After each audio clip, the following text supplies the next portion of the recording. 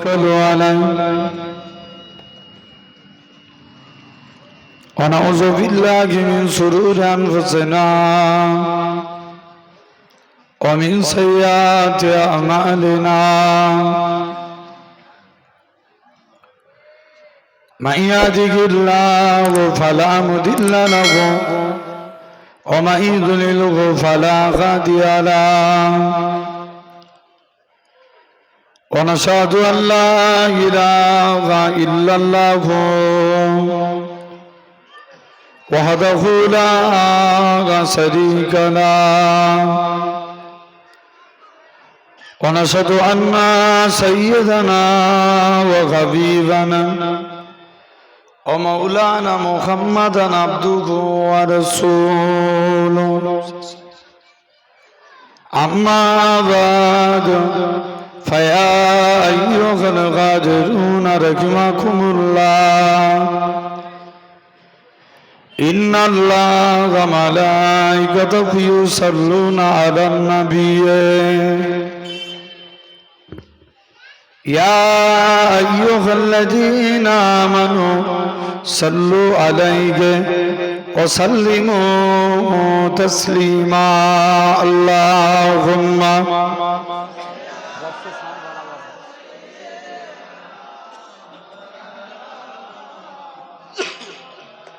हाथ खोल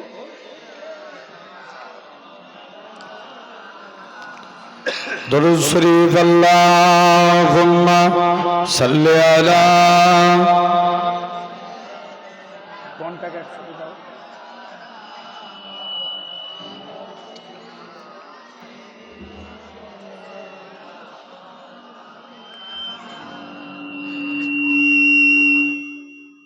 अल्लाहुम्मा सल्ली अला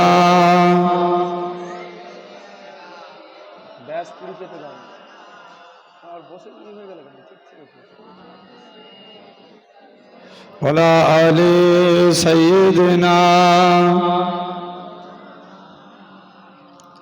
हुस्न का कमाल देखिए आमीना का लाल देखिए जर बोले ना सुभान अल्लाह हुस्न का कमाल देखिए आमीना का लाल देखिए जब हुस्न था उनका जलवा नुमा अनबारी कालम क्या होगा हर कोई फिदा है बिन देखे दीदारी कालम क्या होगा एक ही सिमटे अली एक ही सिमटे उमर सिद्दीक को इधर उस्मान उधर सिद्दीक को इधर उस्मान उधर इन जगमग जगमग तारों में सरकार का आलम क्या होगा जिस वक्त गलीमा की गोदी अनबार खुदा से रोशन थी उस वक्त हलीमा दाई के घर बार का आलम क्या होगा जोरे बोलबे ना हुस्न का कमाल देखिए आमीना का लाल देखिए अल्लाहुम्मा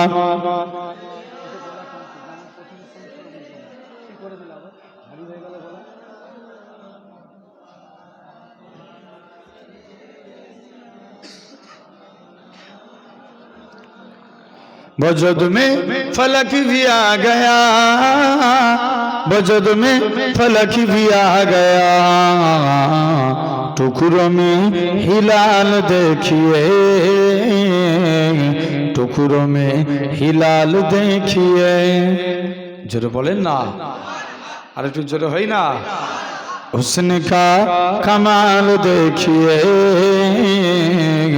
आमीना का लाल देखिए इसको क्या है जानते भी हो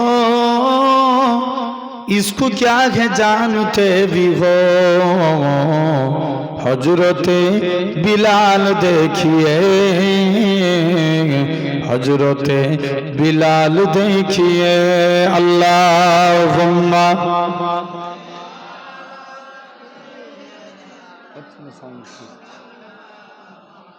हाय লেভেলের করতে হবে।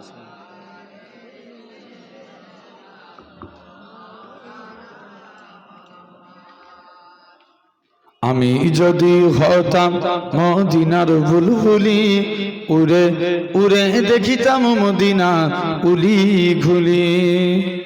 জোরে বলেন না, আর একটু জোরে হয় না? আমি যদি হতাম মদিনার বুলবুলি, উড়ে উড়ে দেখিতাম মদিনা উলি গুলি।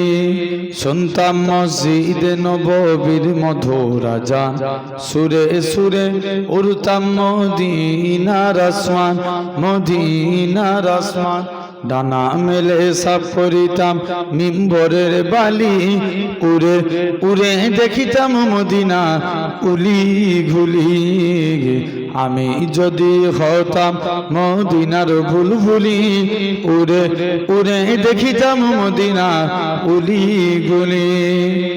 হৃদয় শীতল করা সেই মদিনার বাতাস, মুছে যাবে মনের জ্বালা পেলে সুভাষ।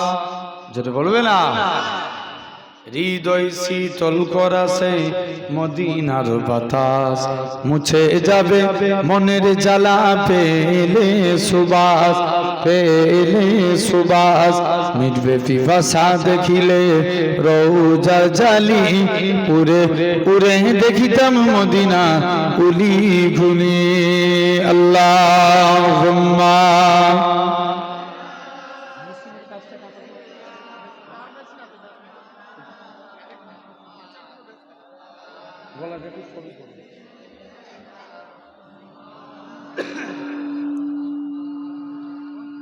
তুমি যদি কবু দেখা দাও হে অনন্য, তবে হবে হবে জীবন আমার গো ধন্য। জোরে বলো না, তবে হবে হবে জীবন আমার গো ধন্য। কাটাতে পারি আমি লক্ষ কোটি বছর, দুঃখের ঝরনা ডানা হে নয়নে ওঝর। পাই যদি দেখা সামান্য, তবে হবে হবে জীবন আমার গো ধন্য। জোরে বলো না, তবে হবে হবে জীবন আমার গো ধন্য। অনন্ত কাল আমি থাকিতে পারি বসে, যদি বলো দেখা দিবে স্বপ্নে কবু এসে। হোক না সে মরু অরণ্য, তবে হবে হবে জীবন আমার গো ধন্য। আল্লাহুম্মা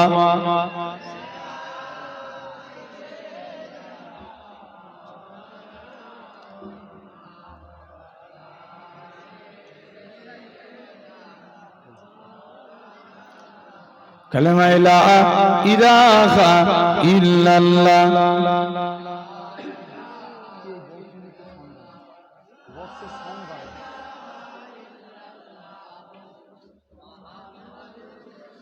লা মাকসুদা ইল্লাল্লাহ,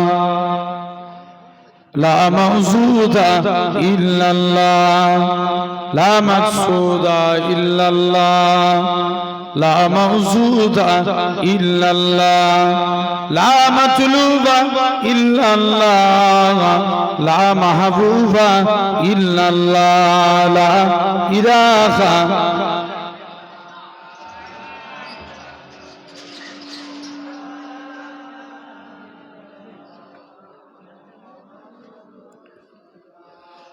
সকলে পড়েন হাসবি রাব্বি জাল্লাল্লাহ মা ফি কলবি গায়রুল্লাহ। হাসবি রাব্বি জাল্লাল্লাহ মা ফি কলবি গায়রুল্লাহ। নূর মুহাম্মদ সাল্লাল্লাহ হক লা ইলাহা।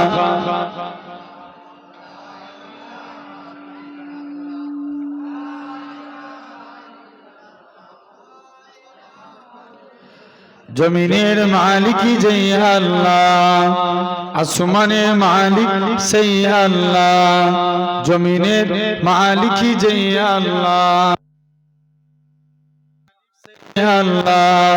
উম্মত আমরা রাসূলুল্লাহর বান্দা, আমরা তুমি আল্লাহর লা ইলাহা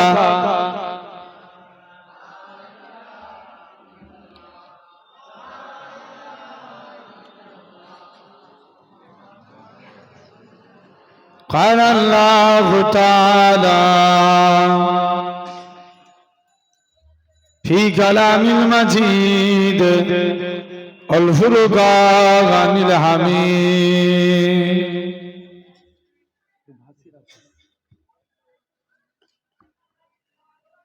وما محمد إلا رسول قد خلق من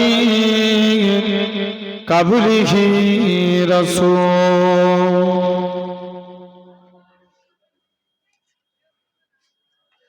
وقال رسول الله صلى الله عليه وسلم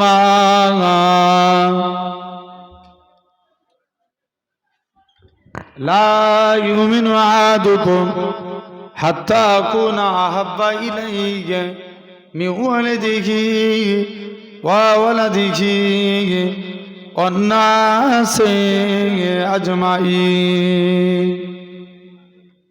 প্যারে হাজিরান মজলিস, উপস্থিত এই মাহফিল অবস্থাকা বয়োজ্যেষ্ঠ আমার মুরব্বিয়ান চাচা জান বোনেরা, সমবয়স্ক ইয়াং জেনারেশন যুবক তরুণ ভাইরা, পর্দা আড়ালে অবস্থিত আমার মা ও বোনেরা, সদ্য এলাকার মসজিদের ইমাম সাহেব, সম্মানিত আল্লাহ পাকের নামাজি বান্দা বোনেরা, সকলকে জানাই গুনাহগারের তরফ হতে পিন্নগড় শরীফের পক্ষ হতে আপনাদের জানাই আন্তরিক সালাম মোবারকবাদ।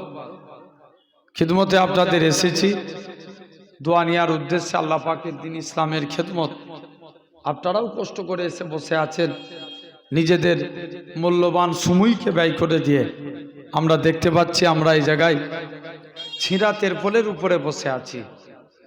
আমার আল্লাহ চাইলে পারে একদিন আল্লাহ আপনাকে জান্নাতি সিংহাসনে বসাবে। আরো জোরে বলা গেল না? বসানোর মালিক কে? জোরে বলো, আল্লাহ। জেনে রেখে দেন।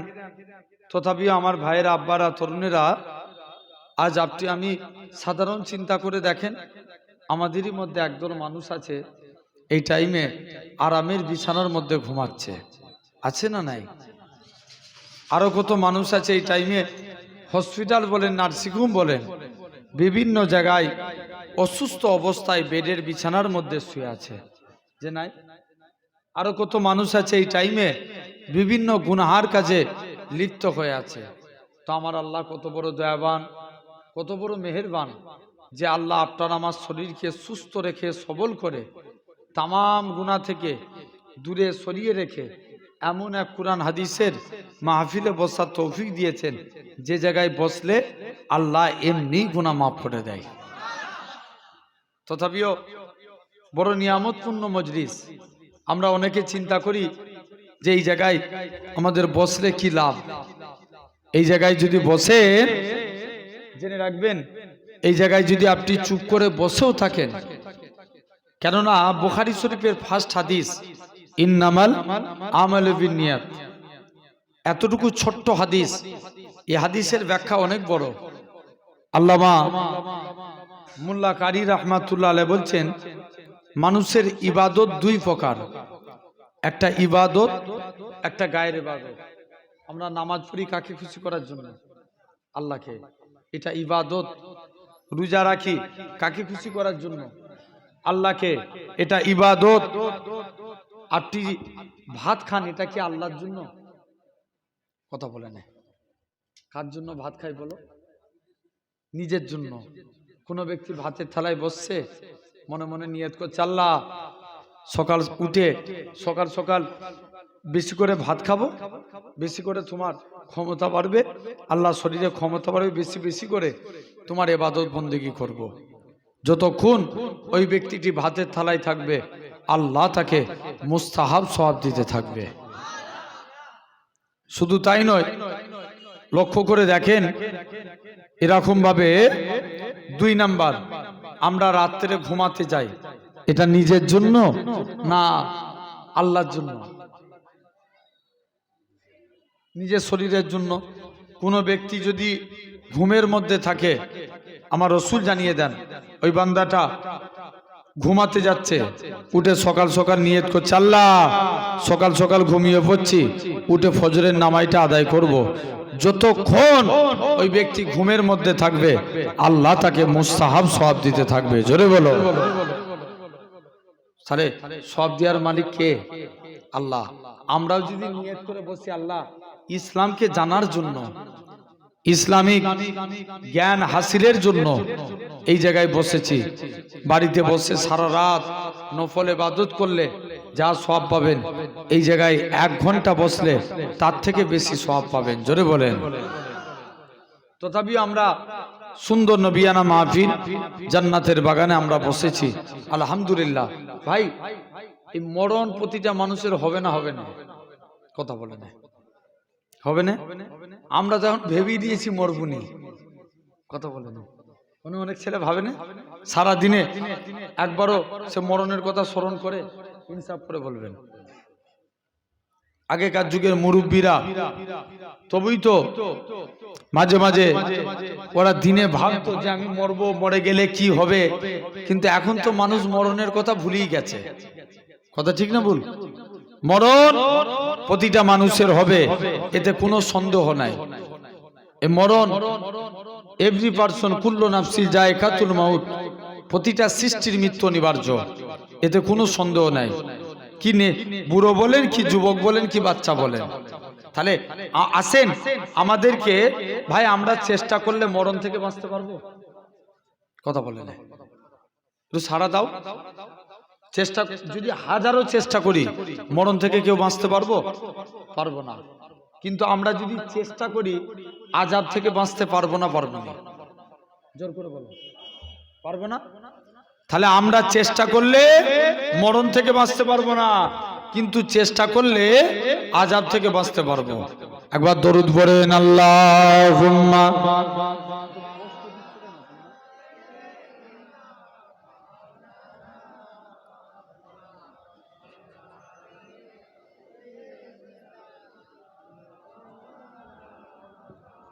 আমার ভাইরা, আব্বারা, তরুণীরা জেনে রেখে দেন তো, এরকম ভাবে আপনাকে লক্ষ্য করা লাগবে। তাহলে আজ সাধারণ চিন্তা করে দেখেন এরকম ভাবে, তাহলে মরণ প্রতিটা মানুষের হবে, এতে কোনো সন্দেহ নাই। ঠিক কি না? কথা বলে না, মরণ হবে না। কিন্তু আসেন আমরা আযাবে কবর থেকে বাঁচতে চাই। কি থেকে? কবরে আযাব থেকে। ব্যাসটা পুরো কেটে দাও। তুমি ব্যাস দিচ্ছ কেন? তাহলে গলা চাপ লাগছে শরীরের উপরে। গলা বলছি, গলা টেনে দিচ্ছে কেন? জেনে রেখে দেন ভাইরা, আব্বারা, তরুণেরা, তো এরকম ভাবে আপনাকে লক্ষ্য করা লাগবে। আসেন আমি আপনাদের কাছে আলোচনা করব। একটু ধৈর্যের পরিচয় দেন, মনোযোগ দিয়ে শুনবেন। ভাই ওয়াজ শোনার জিনিস না বুঝার জিনিস? বুঝার জিনিস। বুঝলে আবু বকর, না বুঝলে আবু জেহেল। আমরা কার দলে থাকবো? আবু বকরের দলে কারা কারা একবার হাত তুলে দেখাও তো দেখি। তাকবীর দাও, নারে তাকবীর। এটা ভাঙড়ের আওয়াজ? এটা ভাঙড়ই তো নাকি? হেই, ভাঙড় সব দিকে এগিয়ে, ঝামেলা কোথায় বেশি হয়? কথা বলে না। ভাঙড়ে জলসাও বেশি হয় ভাঙড়ে। তাহলে ভাঙড় সব দিকে এগিয়ে, তাহলে সুবহানাল্লাহ তাকবীরে কেন পিছাবো? জোর করে তাকবীর দেন, নারে তাকবীর। আলহামদুলিল্লাহ। আসেন, এই যে হাত তুললাম এটা দেখলো কে? আল্লাহ দেখেছেন। সব দেওয়ার মালিক কে? আল্লাহ। মুসা নবী আল্লাহকে একদিন জিজ্ঞেস করছে, আল্লাহ আমি দেখতে চাই দুনিয়ার জমিনের সব থেকে গুনাহগার মানুষকে। আল্লাহ বলছে মুসা তুমি অমুক জায়গায় চলে যাও, যে প্রথমে হেঁটে হেঁটে যাবে সে হবে গুনাহগার। মুসা নবী তো কনফিউজ, আল্লাহ এটা কেমন করে সম্ভব? একই লোক যাবার সময় মুসা নবী বলছে আল্লাহ গুনাহগারকে দেখলাম, নেককারকে দেখতে চাই। আল্লাহ বলছে মুসা তুই ওই রাস্তাতেই দাঁড়া, যে রিটার্ন ফিরে আসবে সে হবে নেককার। মুসা নবী তো কনফিউজ, আল্লাহ এটা কেমন করে সম্ভব? একই লোক যাবার সময় কি ছিল গুনাহগার, আসবার সময় কথা বলে না নেককার। মুসা নবী কনফিউজ, আল্লাহ এটা কেমন করে সম্ভব? মুসলমান করে ছেলে মেয়েরা, আব্বারা, তরুণেরা, হে নবী ফেকেরা, আমার আল্লাহ জানিয়েছিলেন ইয়া আমার কালিমুল্লাহ, ইয়া আমার নবী মুসা। ওই বান্দাটা যখন রাস্তা দিয়ে হেঁটে হেঁটে যাচ্ছিল, তার ছেলেখানা বলতে লাগে আব্বা জান দুনিয়া বড় না প্রথম আসমান বড়। বাপ খানা জবাব দেয় বাবা ছেলে দুনিয়ার থেকে প্রথম আসমান বড়। ছেলে আবারও বলে ও জনমদাতা বাপ প্রথম আসমান বড় না দ্বিতীয় আসমান? দ্বিতীয় আসমান বড়। দ্বিতীয় আসমান বড় না তৃতীয় আসমান? তৃতীয় আসমান বড়। এরকম ভাবে সাত তবক আসমান বড়। ছেলে আবারও বলে আব্বা জান সাত তবক আসমানের থেকে কি বড়? বাপ কানা জবাব দেয় ও বাবা ছেলে সাত তবক আসমানের থেকে আমি তোর আব্বা আমার গুনাহখানা বড়। ছেলে আবারও বলে আব্বা জান আপনার গুনাহ থেকে কি বড়? বাপ কানা জবাব দেয় বাবা ছেলে আমার গুনাহ থেকে আমার আল্লাহ পাকের দয়া আল্লাহর রহমত কানা বড়। এ নওজোয়ান যুবকেরা আমার আল্লাহ জানিয়েছিলেন হে আমার কালিমুল্লাহ, হে আমার নবী মুসা, আমি আল্লাহ পাক তার এতটুকু কথা কি কবুল করে নিয়েছি।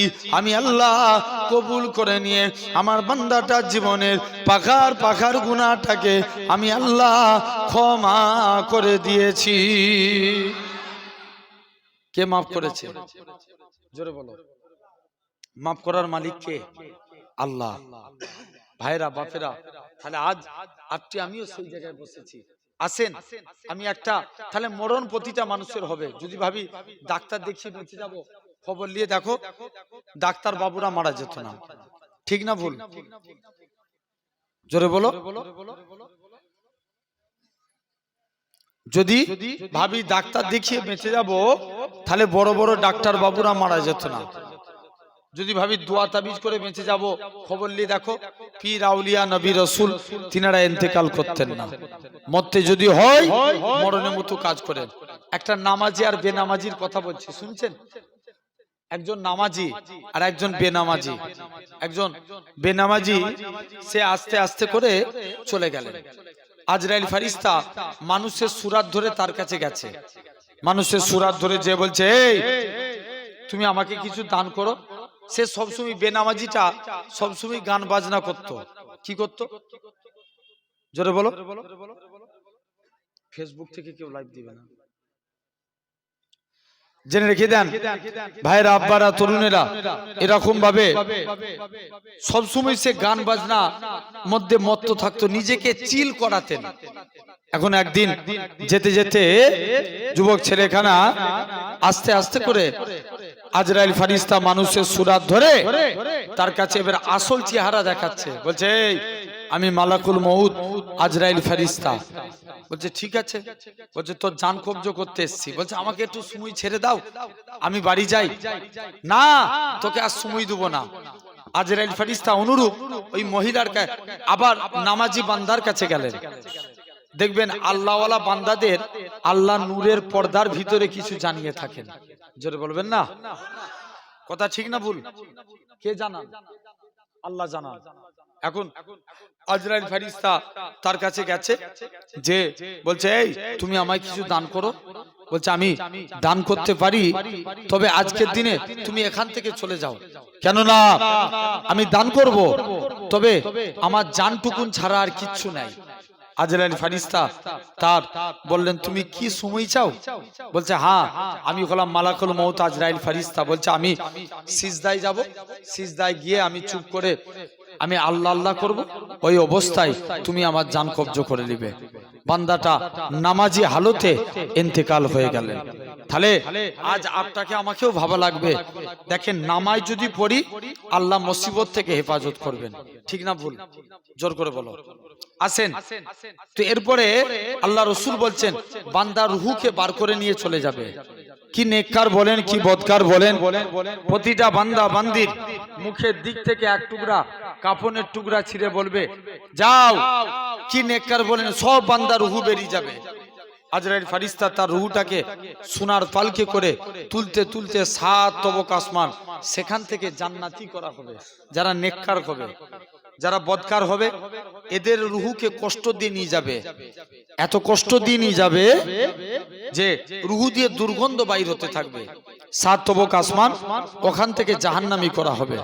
আল্লাহ নবী বলছেন এরপরে বান্দাকে তুলে নিয়ে চলে যাওয়া হবে। চলো বান্দাকে এরপরে যাও, বান্দার ইন্তেকাল হয়ে যাবে। বলুন তো বাপ, আমরা বেঁচে আছি, চোখে একটা রড ঢুকে গেছে, কষ্ট কম হয় না বেশি হয়?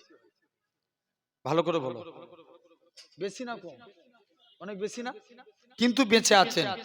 আপনার একটা হাত ভেঙে গেছে, বেঁচে আছেন, কষ্ট কিন্তু অনেক বেশি। জেনে রাখবে ভাইরা, আব্বারা, তরুণেরা, তাহলে আজ তোমাকে আমাকেও ভাবা লাগবে। এই জায়গায় সুন্দর মাহফিলে বসেছি, খুব মনোযোগ দিয়ে শুনবেন। বান্দা মারা যাবে, বান্দার দুনিয়ার কষ্ট থেকে 70 গুণ বেশি কষ্ট হবে মরণের কষ্ট। বান্দা যখন ইন্তেকাল হয়ে যাবে, দেখতে পাওয়া যাবে বান্দা ইন্তেকালের পর বান্দায় আস্তে আস্তে করে বান্দাকে গোসল দেওয়া হয়। কথা ঠিক না ভুল? জোরে জোরে না আস্তে আস্তে? খুব মৃদু ভাবে বান্দা বলতে থাকে, এ আমার আত্মীয় স্বজনেরা, তোমরা আমার লাশটাকে এত তাড়াতাড়ি করে গোসল দিও না, কেননা শুনে রেখে দাও, আমাকে এত টিপে টিপে গোসল দিবে না, এই মাত্র আজরাইল ফারিস্তা আমার জান কব্জ করে নিয়ে গেছে। আল্লাহ নবী বলছে এরপরে বান্দার মাথার গোড়ায় বসে কুরআন তেলাওয়াত করা হয়। ওখান থেকে বান্দাকে খাটিয়ায় করে জানাজার ময়দানে নিয়ে যায়। জানাজার ময়দান থেকে কবরস্থান। মুসলমান করে ছেলে মেয়েরা, আব্বারা, তরুণেরা,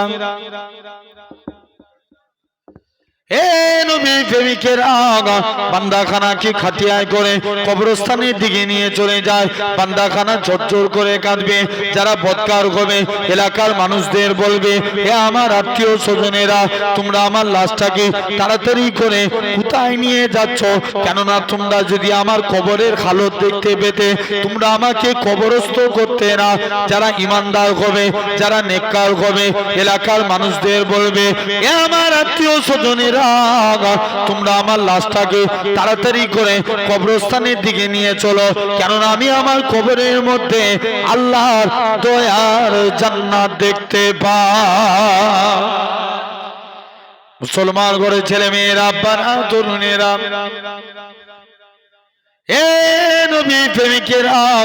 এরকম ভাবে আস্তে আস্তে করে বান্দাখানা চলে গেলে বান্দাখানা আস্তে আস্তে করে বান্দাকে কবরস্থ করা হবে।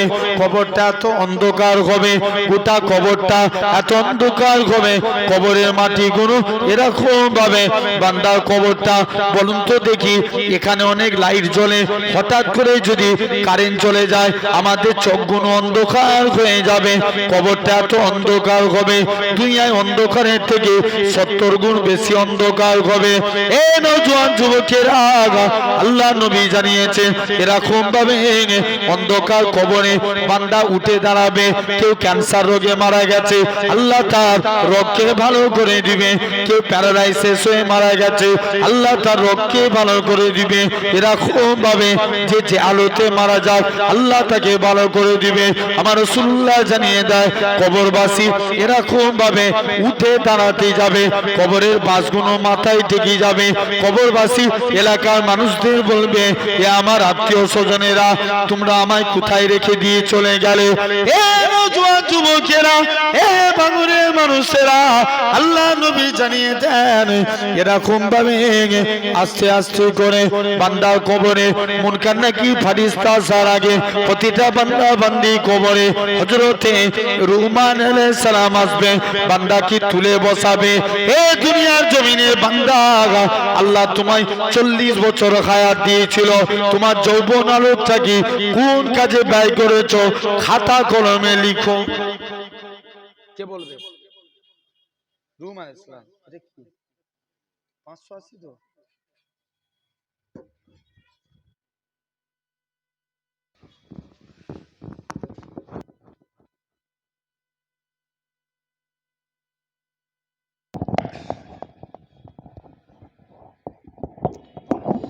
একবার দরুদ পড়েন আল্লাহুম্মা। সেটিং করতে পারো না তুমি, মাইকের কোম্পানিতে কি করবে?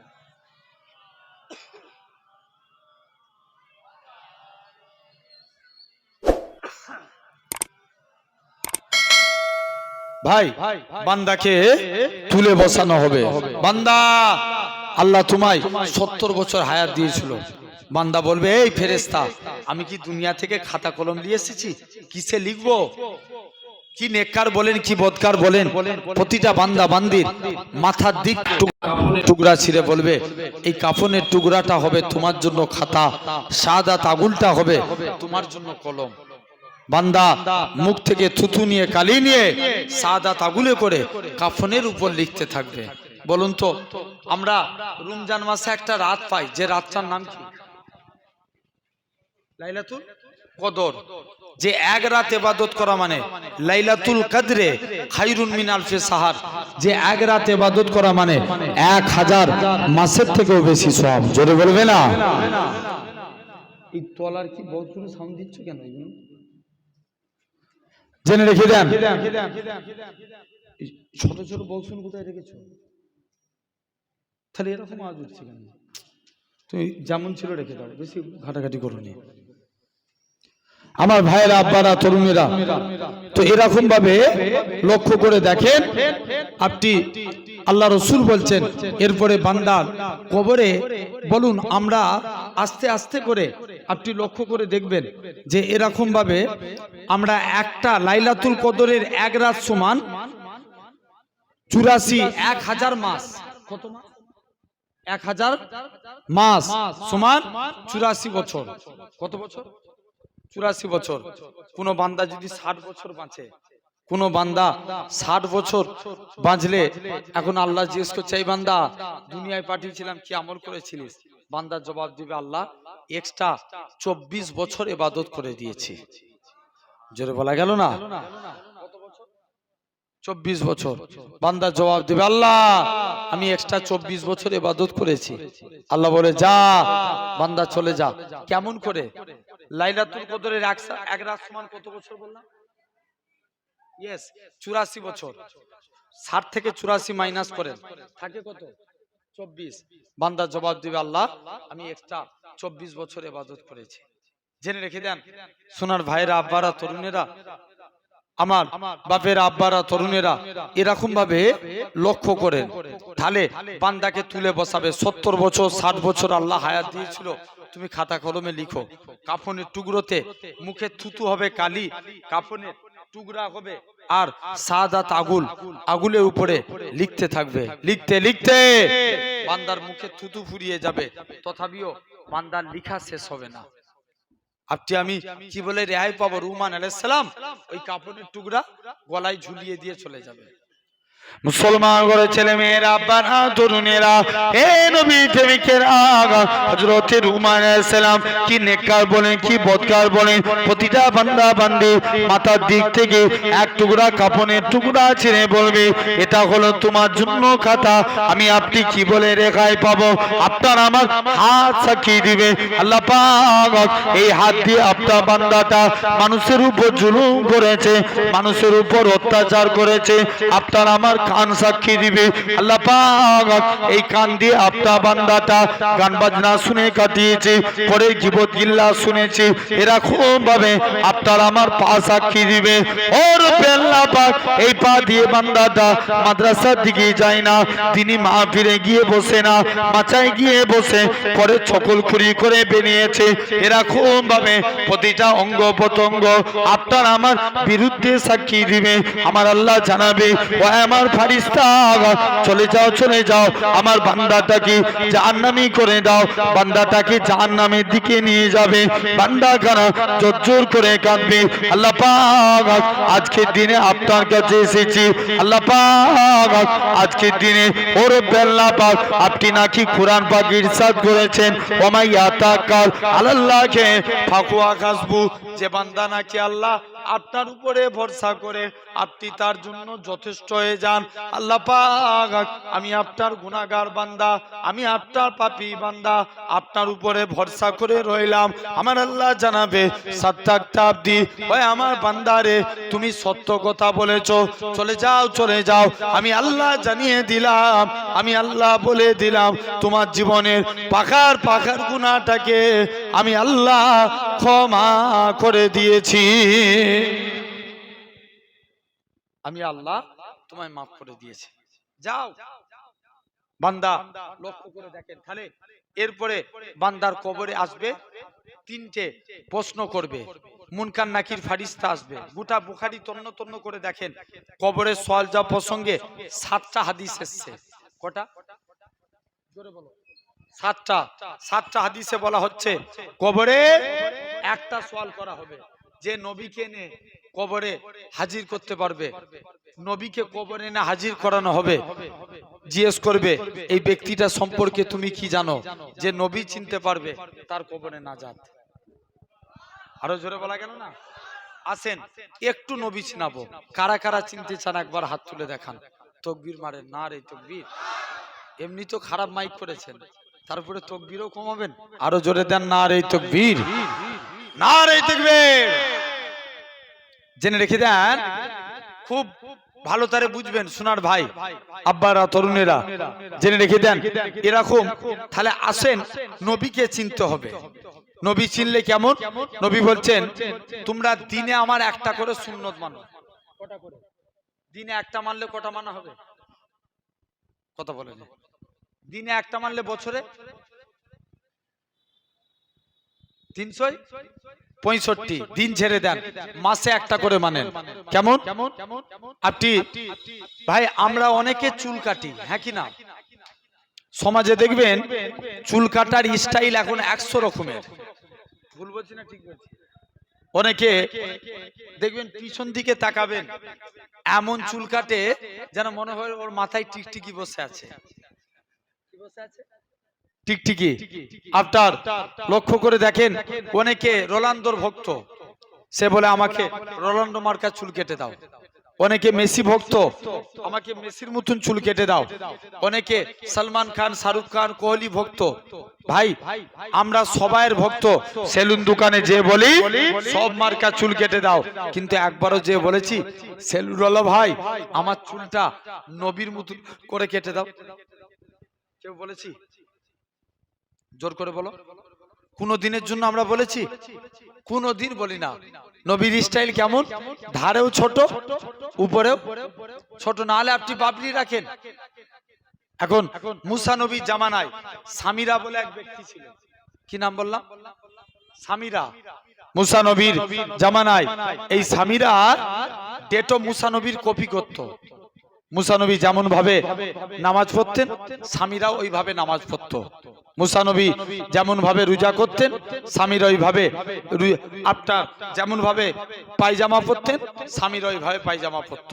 মুসা নবী যেমন ভাবে লাঠি নিয়ে চলতেন স্বামীরাও ওইভাবে লাঠি নিয়ে চলতো। এখন আল্লাহর হুকুম হলো, আল্লাহ বলছে যাও মুসা। মুসা নবী দৌড়ে পালালেন, ফেরাউন তাড়া করলো, নীল নদে চলে গেলেন।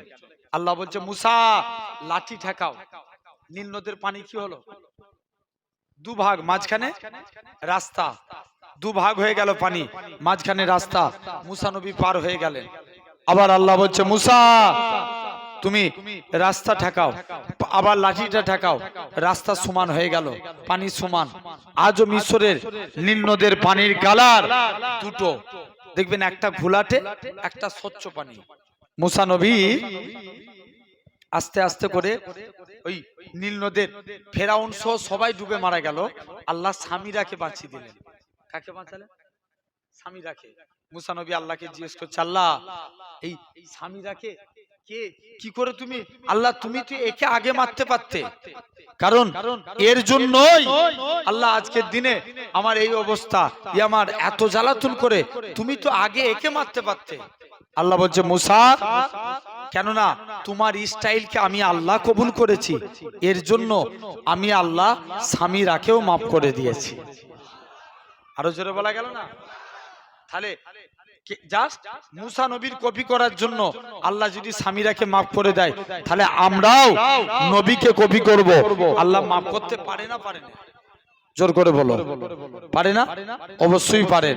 আসেন না, আমরাও নবীকে কপি করব, বলো ইনশাআল্লাহ। জোর করে বলেন ভাই। এক নাম্বার জেনে রেখে দেন, আমরা অনেকে দেখবেন স্যুট পরি, কোন দিক দিয়ে স্যুট পরি না, অনেকে গাঁটের নিচে, অনেকের স্যুট গড়িয়ে গড়িয়ে গাঁটের নিচে চলে যায়। গাঁটের নিচে পড়া যাবে? আমাদের সতর্কতা পর্যন্ত, নাভি থেকে গাঁটের উপর পর্যন্ত। ভাই এতদিন স্যুট পরেছেন, আজ থেকে একটা নিয়মে পড়বেন, যখন স্যুট পরবেন আগে ডান পা দিবেন। যুবক তুমি স্টাইল দাও না, গাঁটের উপরে পড়ো, যে যে তোমার দেখে স্টাইল দিবে তুমি সুন্নতে সওয়াব পাবে। জোরে বলো। এখন আমরা যখন স্যুট পরবো আগে ডান পা দেবো। কোন পা? ডান পা। পায়জামা পরবেন ডান পা, পাঞ্জাবি পরবেন ডান হাত, গেঞ্জি পরবেন ডান হাত, কাউকে কিছু দিবেন ডান হাত, এই ডান ডান ডান, জুতো পরবেন ডান পা। কিয়ামতের দিন আল্লাহ বলবে, এই তোমরা যারা ডানপন্থী আছো এগিয়ে এসো। বান্দা জিজ্ঞেস করবে, কেন আল্লাহ? আল্লাহ বলবে, যা, আমার মুস্তাফা রাইট সাইডকে ভালোবেসেছে, তোরা আমার নবীর সুন্নত মেনেছিস, আমি আল্লাহ তোদের নাজাত দিয়ে দিলাম। তাহলে এটা ডান দিক। দুই নাম্বার, আমরা যখন ভাত খাবো, আজকের পর থেকে যে পারবেন না, যাদের বিয়ে হয়ে গেছে, স্ত্রীকে যে বলবেন, স্ত্রী আমাকে একটু দস্তরখান বিছিয়ে দাও। কি বিছাও? জোরে বলো। দস্তরখান।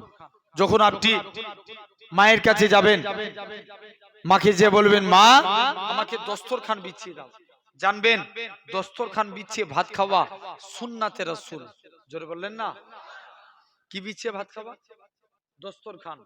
জেনে রাখবেন, একটা এই গ্লাস পানি খাবেন, এর মধ্যে 6টা সুন্নত। কটা? 6টা। পানি যখন প্রথমে গ্লাসটা পানি পান করবেন, খুব ভালো করে বুঝেন, আগে চেয়ে দেখে নেবেন এর মধ্যে কিছু পড়েছে কিনা। 2 নাম্বার, তারপরে দেখবেন আপনি বসে পানি খাবেন না দাঁড়িয়ে? বসে পানি খাওয়ার শুরুতে বিসমিল্লাহ বলবেন। কি বলবেন? বিসমিল্লাহ। 3টে হয়ে গেল। 4 নাম্বার, পানি যখন খাবেন বাম হাত ধরলে ডান হাত ঠেকাবেন। কটা হলো? 4টে। পানি যখন খাবেন 3 নিঃশ্বাসে খাবেন। মনে করেন 1 গ্লাস পানি খাবেন, প্রথমে 1 ঢোক খেয়ে রেখে দিলেন, হাফ নিলেন, আবার 1 ঢোক খেলেন, এভাবে 3 নিঃশ্বাসে খাবেন। পানি খাওয়ার শেষে বলবেন আলহামদুলিল্লাহ। কি বলবেন? আলহামদুলিল্লাহ। তাহলে কটা হলো? 6টা। জেনে রেখে দাও, আল্লাহ নবী এগুলো তো জীবদ্দশায় ঘটেছে। নবী একদিন আনাসের দস্তরখানে কিছু খেয়ে হাত মুছেছে। আল্লাহ নবী বলছে, বাবা আনাস, তুমি আমি নবী, আমার কাছে কিছু চাইবে না? হুজুর মন চাই কিন্তু চাইবো না। কেন রে? হুজুর আমার মা নিষেধ করেছে। যাও। কোন আনাস? যিনি নবীর দরবারে গোলামি করতেন। উজুর পানি, জুতো মোবারক। আনাস আল্লাহ নবী দস্তরখানে কিছু মুছেছেন। আনাস বলে, আমি দস্তরখান কোনোদিন পানি দিয়ে ধুতাম না, যখনই ময়লা হতো আগুনে ফেলে দিতাম। কাপড় আগুনে ফেললে কি হবে? পুড়ে যাবে। আনাস বলে, যেই আমি কাপড় তুলে নিতাম, আল্লাহর কসম আমার কাপড় পরিষ্কার। আরো জোরে বলা গেল না? ভাই সেই আনাস, সাহাবারা বলে, আনাস তুমি এই জাদু শিখলে কোথায়? আনাস বলে, এটা জাদু না, এটা মুস্তাফা নবীর হাতের ছোঁয়া। কার হাতের ছোঁয়া? নবীর। এগুলো তো জীবদ্দশায় ঘটেছে। ইন্তেকালে মদিনা মুনাওয়ারার এক ইমাম ছিল, নাম আসেম রাহমাতুল্লাহ আলাইহি। তিনি একদিন মুখ দিয়ে কথা বলছেন, খুশবু বার হচ্ছে। কি বার হচ্ছে? জোরে বলো। খুশবু। সবাই মিলে ধরেছে, আসেম তোমার মুখ দিয়ে এত খুশবু বেরোয় কেন? আসেম বলছে, না পরে বলবো। বলছে, না তোমাকে আজ কি বলা লাগবে? মুসলমান করে ছেলে মেয়েরা আব্বারা তরুণেরা হে নবী প্রেমিকেরা হযরতে আসিম বলে ও বাবা মুরিদেরা আমি আসিম একদিন ঘুমিয়েছিলাম হঠাৎ করে দেখি আল্লাহ নবী দিন দুনিয়া বাদশাহ হাবিবুল্লাহকে জনাবে মুহাম্মদুর রাসূলুল্লাহ সাল্লাল্লাহু আলাইহি সাল্লাম আমি আসিমের বাড়িতে চলে আসলেন আমি আসিম আল্লাহ নবীর সম্মানে দাঁড়িয়ে গেলাম আল্লাহ নবীকে বলি ইয়া রাসূলুল্লাহ হাবিবাল্লাহ হুজুর আপনার সম্মানে দাঁড়িয়ে গেছি আল্লাহ নবী বলে ও বাবা আসিম তুমি আমি নবী আমাকে একটু কুরআন পড়ে শোনাও হযরতে আসিম বলে আল্লাহ নবীর সম্মানে দাঁড়িয়ে দাঁড়িয়ে কুরআন খানা পড়ি কুরআন পড়া কমপ্লিট হয়ে গেল আল্লাহ নবী বলে ও বাবা আসিম তুমি একটু জিহ্বাখানা বার করো হযরতে আসিম জিহ্বাখানা বার করলেন আল্লাহ নবী একটুখানি থুতু লাগিয়ে দিলেন পরের দিন আসিম কথা বলে আল্লাহর কসম সকাল বেলায় উঠে দেখি আমি আসিমের মুখ থেকে আমার আল্লাহ পাক খুশবু চালু করেছে কি চালু করেছে খুশবু যাও সেই আসিম তাহলে এগুলো জীবদ্দশায় তাহলে আমরা নবীকে মানবো বলো ইনশাআল্লাহ মেনেছিল দেখেন ইমামে আজম আবু হানিফা রাহমাতুল্লাহ আলাইহি একবার উঠবে একটু বসুন এরকম ক্যারাচ করতে পারবে ওই মাইকালাগুলোকে ডাকবে না এই সীমা নাই আর একটু ক্যারাচে করো তো ওই দিকটাও যাবে একবার ভাই আব্বারা তরুণেরা তো এরকম ভাবে লক্ষ্য করে দেখেন আপনাকে আমাকে ভাবা লাগবে তাহলে আমরা নবীকে মানবো মেনেছিলেন দেখেন ইমামে আজম আবু হানিফা রাহমাতুল্লাহ আলাইহি কি নাম বললাম ইমামে আজম আবু হানিফা রাহমাতুল্লাহ আলাইহি হুজুরের বয়স ছিল 13 বছর কত বছর বললাম 13 বছর সবাই মিলে ইমামে আজম আবু হানিফা রাহমাতুল্লাহ আলাইহি ওই তৎকালীন সময়ে কিছু ইহুদির পণ্ডিত আলেম সমাজকে প্রশ্ন করছে এই আলেম সমাজের মানুষেরা বলো তো দেখি আজকের দিনে জানাও তোমরা আজকের দিনে বলো বলো তোমার আল্লাহ বর্তমানে কি করে বলো বলো আল্লাহ বর্তমানে কি করে তোমার আল্লাহর আগে কে আছে আল্লাহর আগে কে আছে 2 নম্বর প্রশ্ন 3 নম্বর তোমার আল্লাহ একা তাম পৃথিবীকে কেমন করে কন্ট্রোল করে তোমাদের নবী যে মিরাজে গিয়েছিল প্রথম আসমান ভেদ করে আরশে মুআল্লায় গিয়েছিল প্রথম আসমানে কোন গেট ভেদ করে আরশে মুআল্লায় গেছে টোটাল কটা প্রশ্ন হলো তাহলে কোন দিকে তাহলে কেমন শুনছো বলো আবার 1 নাম্বার শুনো 1 নাম্বার তোমার আল্লাহ বর্তমানে কি করে তোমার আল্লাহর আগে কে আছে তোমার আল্লাহ একা তাম পৃথিবীকে কেমন করে কন্ট্রোল করে তোমাদের নবী যে মিরাজে গিয়েছিল প্রথম আসমান ভেদ করে আরশে মুআল্লায় গিয়েছিল কেমন কোন গেট দিয়ে আরশে মুআল্লায় গেছে টোটাল কটা হলো 4টে ইমামে আজম কেউ উত্তর দিতে পারে না আলেম সমাজ স্তব্ধ ইমামে আজম বলে আমি উত্তর দেব বলছে না তুমি উত্তর দিতে পারবে বাচ্চা ছেলে বয়স কত বলেছিলে জি 13 বছর বলছে তুমি উত্তর দিতে পারবে হ্যাঁ আমি উত্তর দেব চলো ইমামে আজম বলে বলো তো যিনি প্রশ্ন করে তিনি বড় না যিনি উত্তর দেন তিনি বড়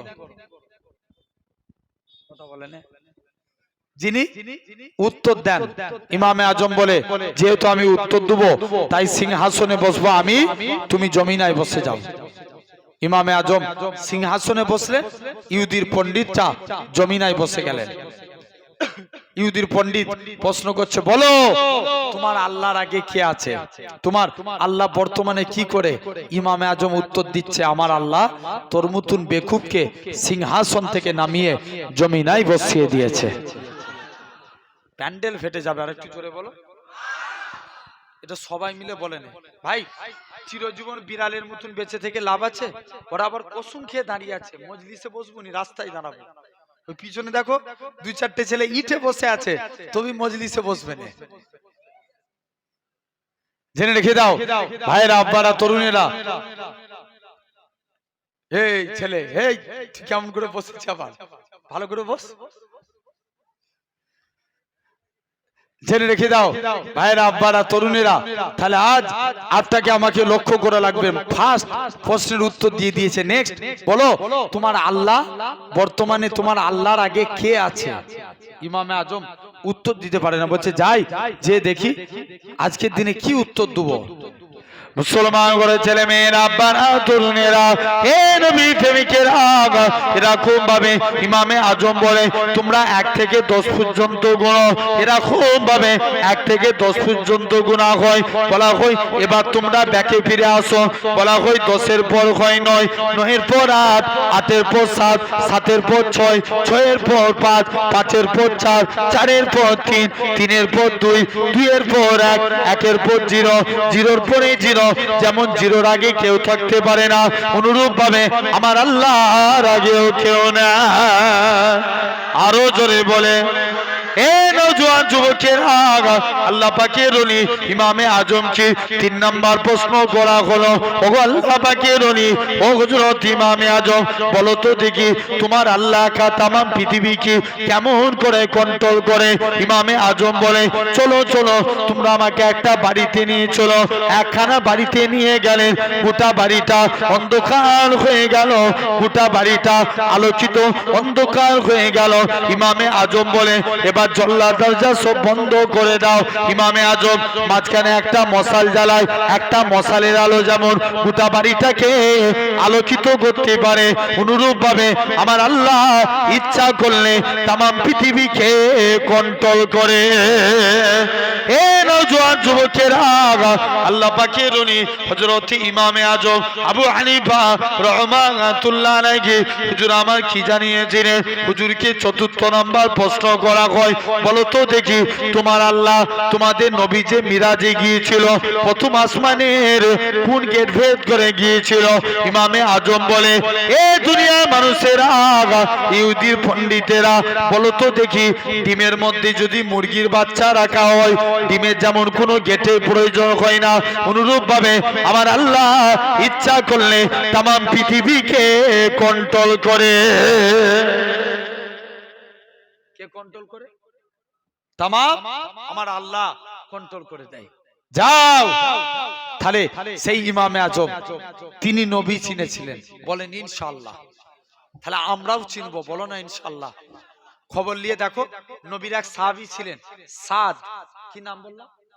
সাদ, খুব কালো রঙের দেখতে। একদিন মনটা মারা করে নবীর দরবারে চলে গেছে, হুজুর আমি কি জান্নাতি হতে পারবো নি?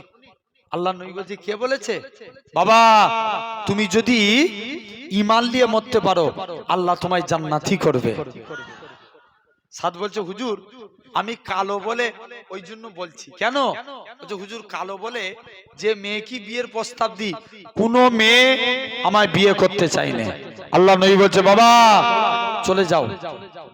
একটা চিঠি লিখে দিলেন, অমুক জায়গায় আমার এক সাহাবীর কাছে চলে যাও। ইসলামী শরিয়াতের নিয়ম, কারো বাড়িতে গেলে কবার সালাম দিতে হয়? 3 বার। 3 বার সালাম দিয়ে মেয়ের বাপ বলছে কি ব্যাপার, আল্লাহ নবী পাঠিয়েছে আপনাদের কন্যার সঙ্গে নবী আমার বিবাহ দিয়েছে। সাদ বলছে, মেয়ের বাপ বলছে মাথা খারাপ, তুমি এত কালো লোক আর তোমার সঙ্গে আমার হুরে মদিনার বিয়ে দেবো, পালা। হযরতে সাদ মন খারাপ করে নবীর দরবারে চলে এসেছে। পরের দিন এখন নবীর দরবারে চলে এসেছে, পরের দিন এসছে, আসার পর মেয়ে জিজ্ঞেস করছে আব্বা ওই কালো রঙের ব্যক্তিটা কি জন্য এসেছিল? মেয়ে বলে, বাপ বলে মারে ওই কালো রঙের ব্যক্তিটা নাকি তোমায় বিবাহ করতে এসেছে, ওকে নাকি আল্লাহ নবী পাঠিয়েছে। মেয়ে তখন বলছে আব্বা যে বিয়েতে আল্লাহ এবং তার রসুল রাজি, আমি মেয়েও সে বিয়েতে রাজি। কে বলছে? মেয়ে রাজি হয়ে গেলে আর বাপ কিছু করতে পারবে? এই জোরে বলো না, কিচ্ছু করতে পারবে না। বাপ তখন জিজ্ঞেস করছে যাও মেয়ে রাজি তো? বাপ আর কোনো কথা বলে না, আস্তে আস্তে করে বাপ চলে গেল। যে নবীর দরবারে গেছে, হুজুর বিয়াদবি মাফ করেন, আমি সাদকে তাড়িয়ে দিয়েছিলাম, আমার কন্যার সঙ্গে সাদের বিয়ে দিলাম। নবী সাদের বিয়েতে 600 দিরহাম মোহর ধার্য করল। কত দিরহাম? 607 বলে হুজুর আমি আহলে সুফা, আমার কাছে কানাকুড়ি টাকা নেই, কি করে আমার স্ত্রীর দিন মোহর আদায় করব? আল্লাহ নবী বলছে চলে যাও আমার জুন্নুরাইন উসমান গানির কাছে যাও। উসমানের কাছে গেলেন, 200 দিরহাম দিলেন। আলীর কাছে যাও, 200 দিরহাম দিলেন। আমার আব্দুল্লাহ বিন আউফের কাছে যাও, 200 দিরহাম দিলেন। 600 দিরহাম দিয়ে মদিনার বাজারে কেনাকাটা করবে। কে যেন একজন ঘোষণা করছে, কে আছো চলো ইসলামের স্বার্থে, আল্লাহর স্বার্থে, কুরআনের স্বার্থে জিহাদের ময়দানে চলো। সাদ মনে মনে কনফিউজ হয়ে যাচ্ছে, আল্লাহ আমার কাছে আমার নবী আগে না স্ত্রী আগে? জোর করে বলো, নবী আগে। কারণ অবশ্যই হাদিস শরীফ, লা ইউমিনু আহাদুকুম, তোমরা ততক্ষণ প্রকৃত মুমিন হতে পারবে না হাত্তা আকুনা হাব্বা ইলাইহি, যতক্ষণ পর্যন্ত আমি তোমাদের কাছে ফেভারিট না হই, প্রিয় না হই, মিউ ওয়ালিদিহি, তোমাদের মা বাপ, ওয়া ওয়ালাদিহি, তোমাদের সন্তান সন্ততি, ওয়ান্নাসে আজমাইন, সর্বাপেক্ষা আমি নবী যদি প্রিয় না হয় তোমরা প্রকৃত মুমিন হতে পারবে না। জান এরকম ভাবে শুনছেন বাপ? আস্তে আস্তে করে হযরতে সাদ মনটা খারাপ করে চলে গেলেন। আফটার জি স্ত্রীর বাসরাতের কেনাকাটা বাদ দিয়ে যুদ্ধের সরঞ্জাম কিনে নিলেন। চেহারা কালো পাছা দেখে নবী চিনতে পেরে গেল, বাবা তুমি কি সাদ? জি ইয়া রাসূলুল্লাহ। বাবা তুমি জিহাদের ময়দানে যাওনি? হুজুর কি বলবো, আল্লাহকে খুশি করার জন্য আপনার মহাব্বতে আমি স্ত্রীর বাসর ছেড়ে দিয়ে জিহাদের ময়দানে চলে এসেছি। কার মহাব্বতে? নবীর মহাব্বতে। হযরতে সাদ, আল্লাহ নবী বলছে যাও দোয়া করি আল্লাহ তোমার মনের আশা পূর্ণ করবে। সাদ নিয়ত করেছিল, আল্লাহ মারা যাব, আল্লাহ তোমার জান্নাত পেয়ে যাব।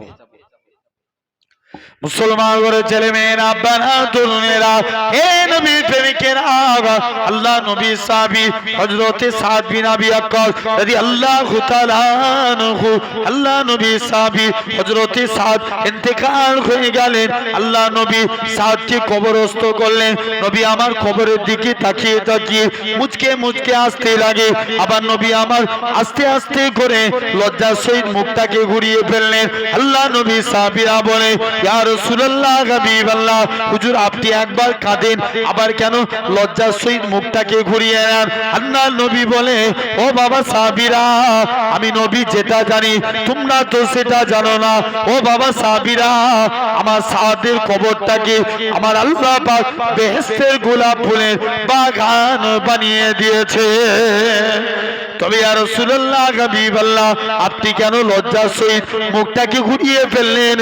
আল্লাহ নবী বলে, ও বাবা সাহাবীরা শুনে রেখে দাও, কেননা আমার সাদ কালো বলে দুনিয়ার কোনো মেয়ে আমার সাদকে বিয়ে করতে চাইতো না।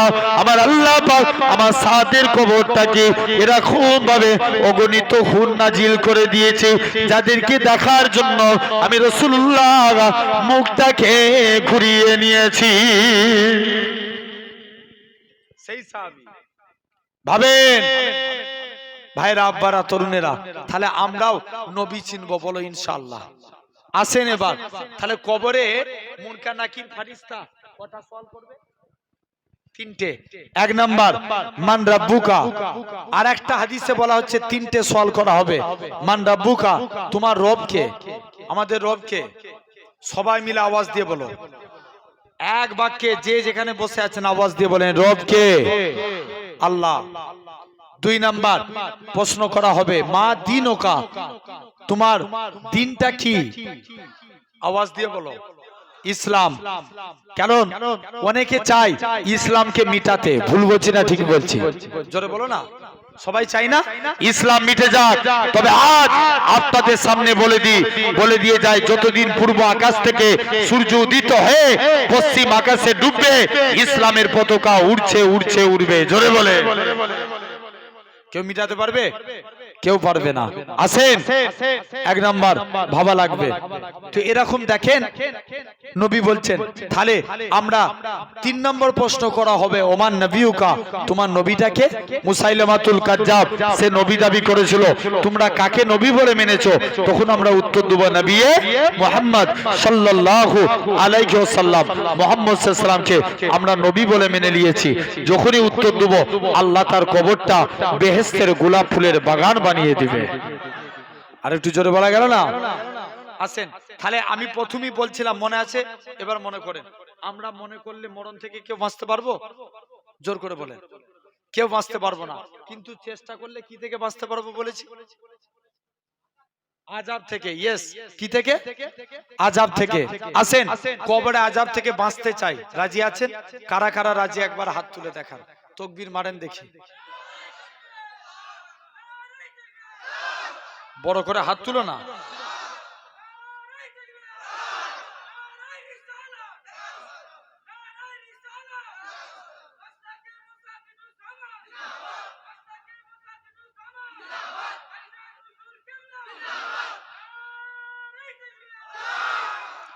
জেনে রেখে দেন ভাইয়ের আব্বারা, তরুণেরা, আসেন খুব মনোযোগ দিয়ে, একদম সূক্ষ্ম বেরেনে মনোযোগ দিয়ে শুনেন। 1 নাম্বার, কবরে আযাব থেকে বাঁচতে গেলে নবী বলছে তোমাদেরকে খাঁটি ভাবে নামাজ পড়তে হবে, ইখলাসের সঙ্গে। কিসের সাথে? ইখলাস। সমাজে দেখবেন অনেক নামাজি আছে, যখন বাড়িতে একা একা নামাজ পড়ে, 2 রাকাত পড়েছে না 3 রাকাত পড়েছে, কোনো হুঁশ নাই, কিন্তু লোকজনের সামনে নামাজ পড়লে পুরো সুফি সাধক হয়ে যায়। আছে না নাই? কথা বলেন ভাই। নবী বলছেন শিরক 2 প্রকার, একটা শিরকে আকবার, একটা শিরকে আসগার। আকবার মানে বড়, আসগার মানে ছোট। বড় শিরক কোনটা? যেটা আল্লাহ ব্যতীত অন্য কাউকে সিজদা দেয়া। ভাই কপাল কার জন্য? আল্লাহর জন্য। এটা আল্লাহ ব্যতীত অন্য কাউকে দেয়া যাবে? যাবে না। আর শিরকে আসগার, লোক দেখানো কাজ। নবী বলছে আমার উম্মতরা পথভ্রষ্ট হবে লোক দেখানো কাজের ব্যাপারে। দেখবেন অনেকে নামাজ পড়ছে, হঠাৎ করে কারেন্ট চলে গেছে, ও নামাজ পড়তে পড়তে বলে উঠলো, হাই যা কারেন্ট চলে গেছে। এই নামাজ হবে? জোর করে বলো। অনেকে আপনার দেখবেন নামাজ পড়ে নামাজে দাঁড়িয়ে দোকানের হিসাব নিকাশ করে। কথা বলে না? আছে না নাই?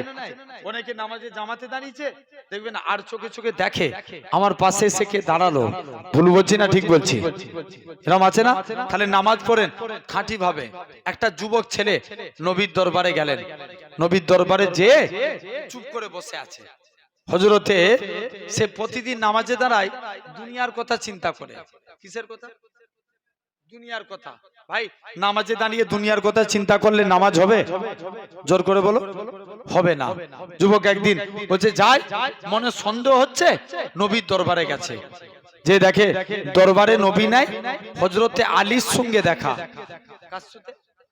আলীর সাথে। হযরতে আলী বলে কি ব্যাপার আজকের দিনে? ব্যাপার কি? হযরতে আলী বলে যাও তুমি আজকের দিনে চলে যাও।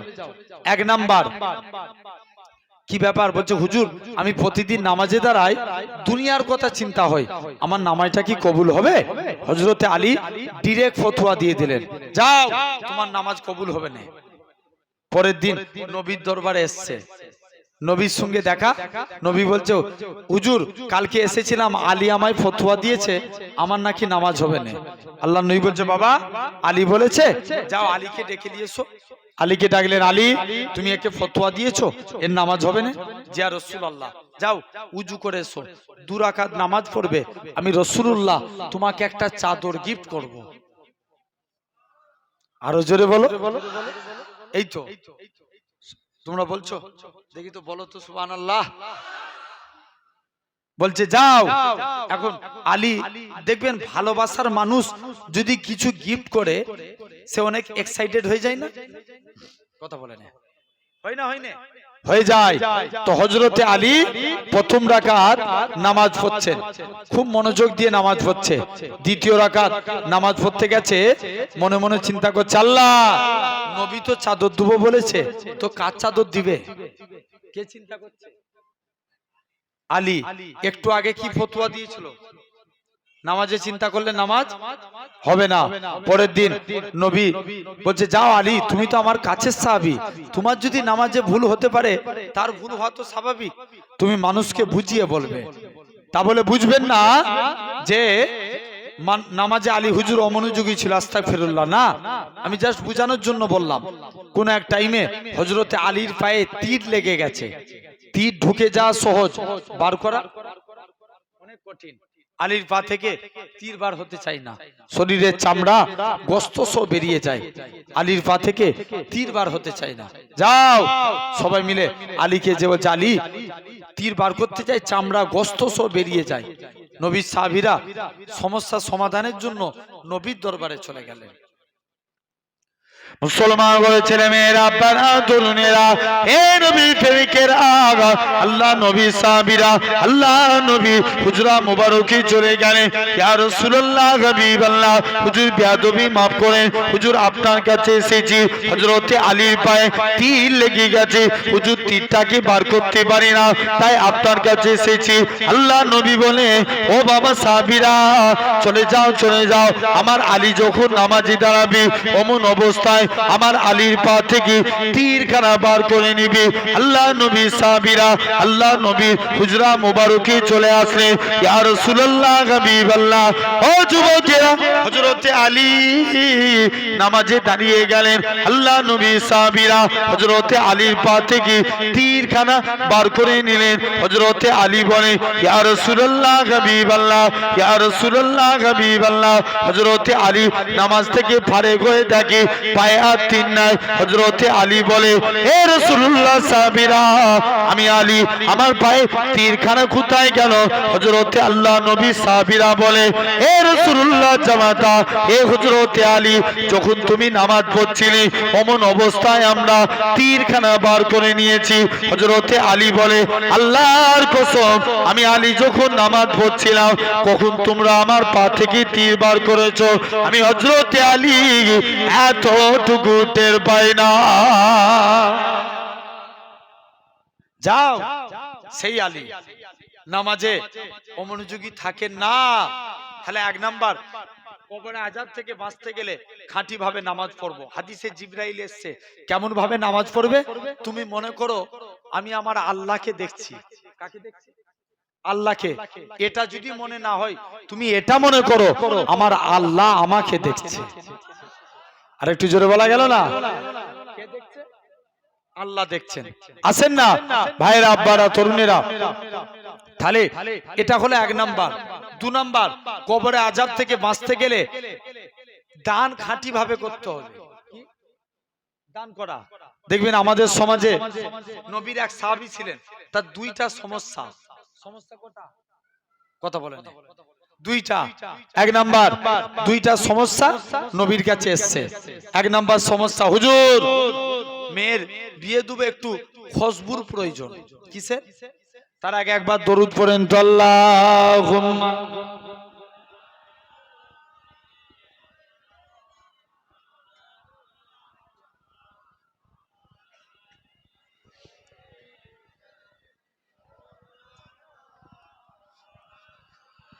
ভালোবাসার জায়গা মদিনা, ভালো লাগা জায়গা মদিনা। জোরে বলো না, আর একটু জোরে হয় না?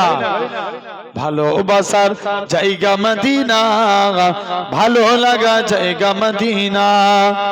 এত সুন্দর জায়গা কোথাও দেখি না, এত সুন্দর জায়গা কোথাও দেখি না।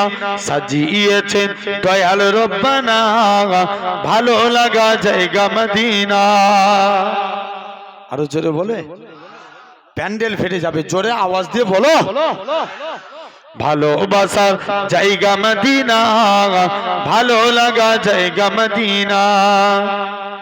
মদিনা শরীফে নূরের খাজিনা, মদিনা শরীফে নূরের খাজিনা।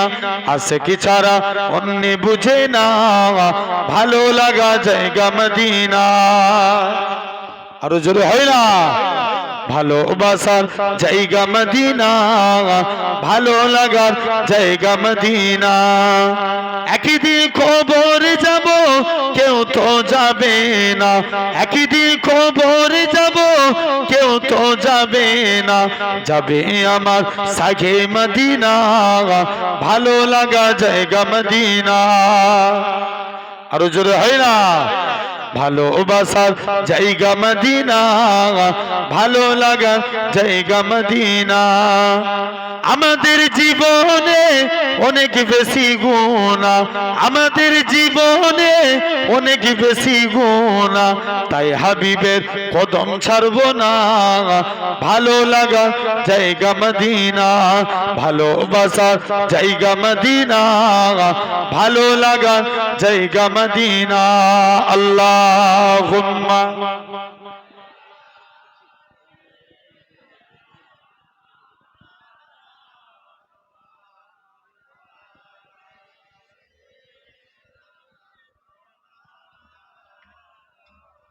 আমার ভাইরা, আব্বারা, তরুণেরা, আলহামদুলিল্লাহ। এবার একটু আলোচনা হোক, শুনবেন তো? অসুবিধা হচ্ছে খুব? ভাই বিশ্বাস করেন, আমার ওয়াজ শুনে কে খুশি হবেন, কে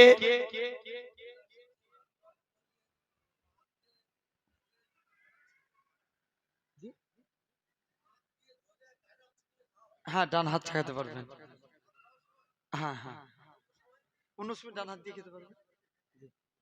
জেনে রেখে দেন ভাইরা, আব্বারা, তরুণেরা, এরকম ভাবে খুব মনোযোগ দিয়ে একদম মন দিয়ে শুনবেন। 2 নাম্বার আপনার দ্বিতীয় নাম্বার কাজ, দ্বিতীয় নাম্বার হচ্ছে আপনাকে আমাকে দান সদকা করা লাগবে। কেমন? খাঁটি ভাবে। নবীর সাহাবী 2টা সমস্যা। প্রথম সমস্যা, নবীর কাছে এসে বলছে, হুজুর মেয়ের বিয়ে দেবো, আমার একটু আতরের প্রয়োজন। দেখবেন আমার এলাকায় সিস্টেম আছে, বিবাহিত নারীরা হাতে কি পরে? চুরি পরে না? বিয়ের পরে কি পরে? চুরি। দেখবেন আমার এলাকায় নাকছাবি পরে না? পরে না? পরে। তো আরবের সিস্টেম ছিল, বিবাহিত নারীরা আতর মাখতো।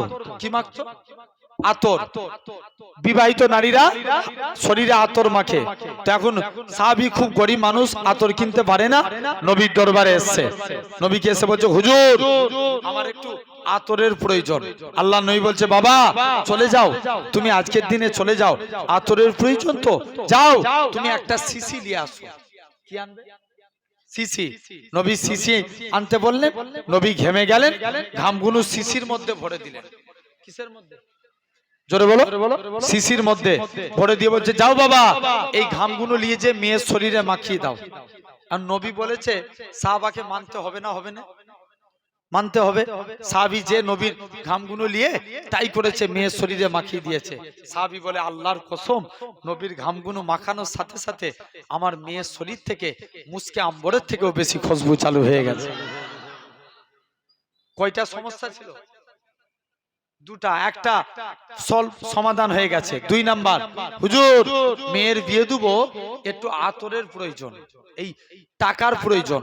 আল্লাহ নবী বলছে, এই ব্যাপার, চলে যাও আমার জুন্নুরাইন উসমান গানির কাছে যাও।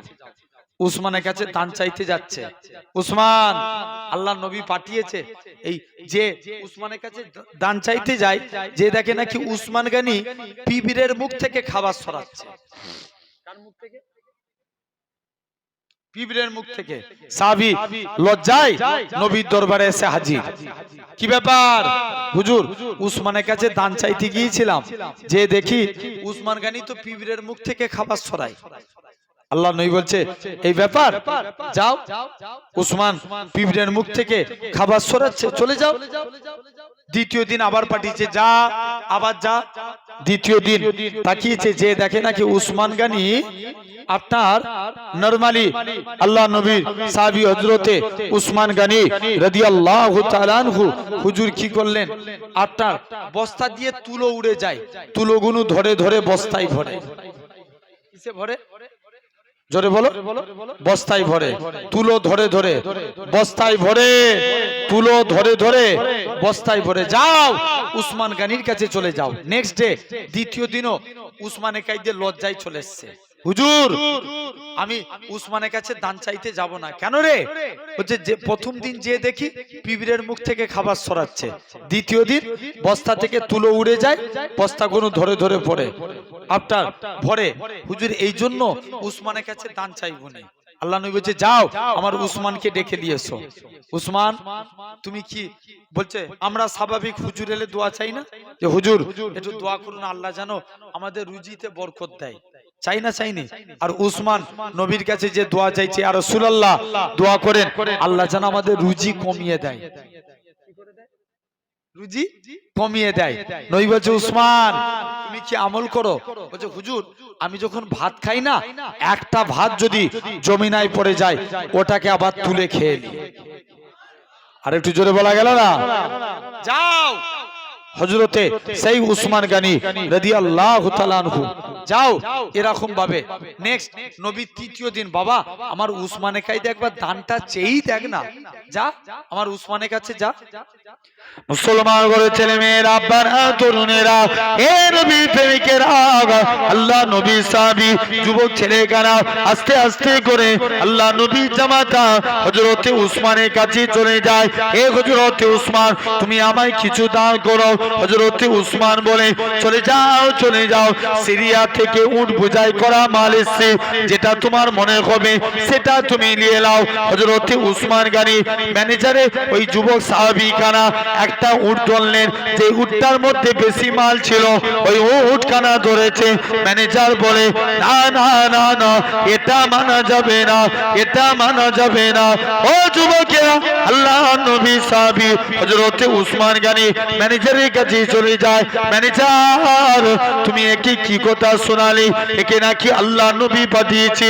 রাসূলুল্লাহ যদি আমি উসমানকে বলে দিত ও বাবা উসমান তুমি আমার বাড়িতে অমুকের বাড়িতে যে দানখানা পৌঁছে দাও, আমি উসমান গনি নবীর কথা শুনে গোলাম হয়ে তার বাড়িতে পৌঁছে দিতাম। ও যদি নবী বলতো, এটা হলো 2 নম্বর। কবরে আযাব থেকে বাঁচতে গেলে আমরা দান করব খাঁটি ভাবে, বলো ইনশাআল্লাহ। 3 নাম্বার বাপ মায়ের খেদমত করতে হবে। কার? জোরে বলো। বাপ মায়ের। ভাই সমাজে দেখবেন এখন অনেক ছেলে আছে, আছে না নাই? তবে অনেক মা বাপ গুলোকে বলে যায় আগে সন্তানের হক মানবেন। কার হক? সন্তানের হক। ওমর হুজুরের কাছে একটা মুরব্বি যে খুব কাঁদছে, কি ব্যাপার? বলছে হুজুর আমার ছেলে আমাকে দেখছে না। বলছে যাও তোমার ছেলেকে ডেকে নিয়ে এসো। এই তুই তোর বাপকে দেখছিস, ব্যাপার কি?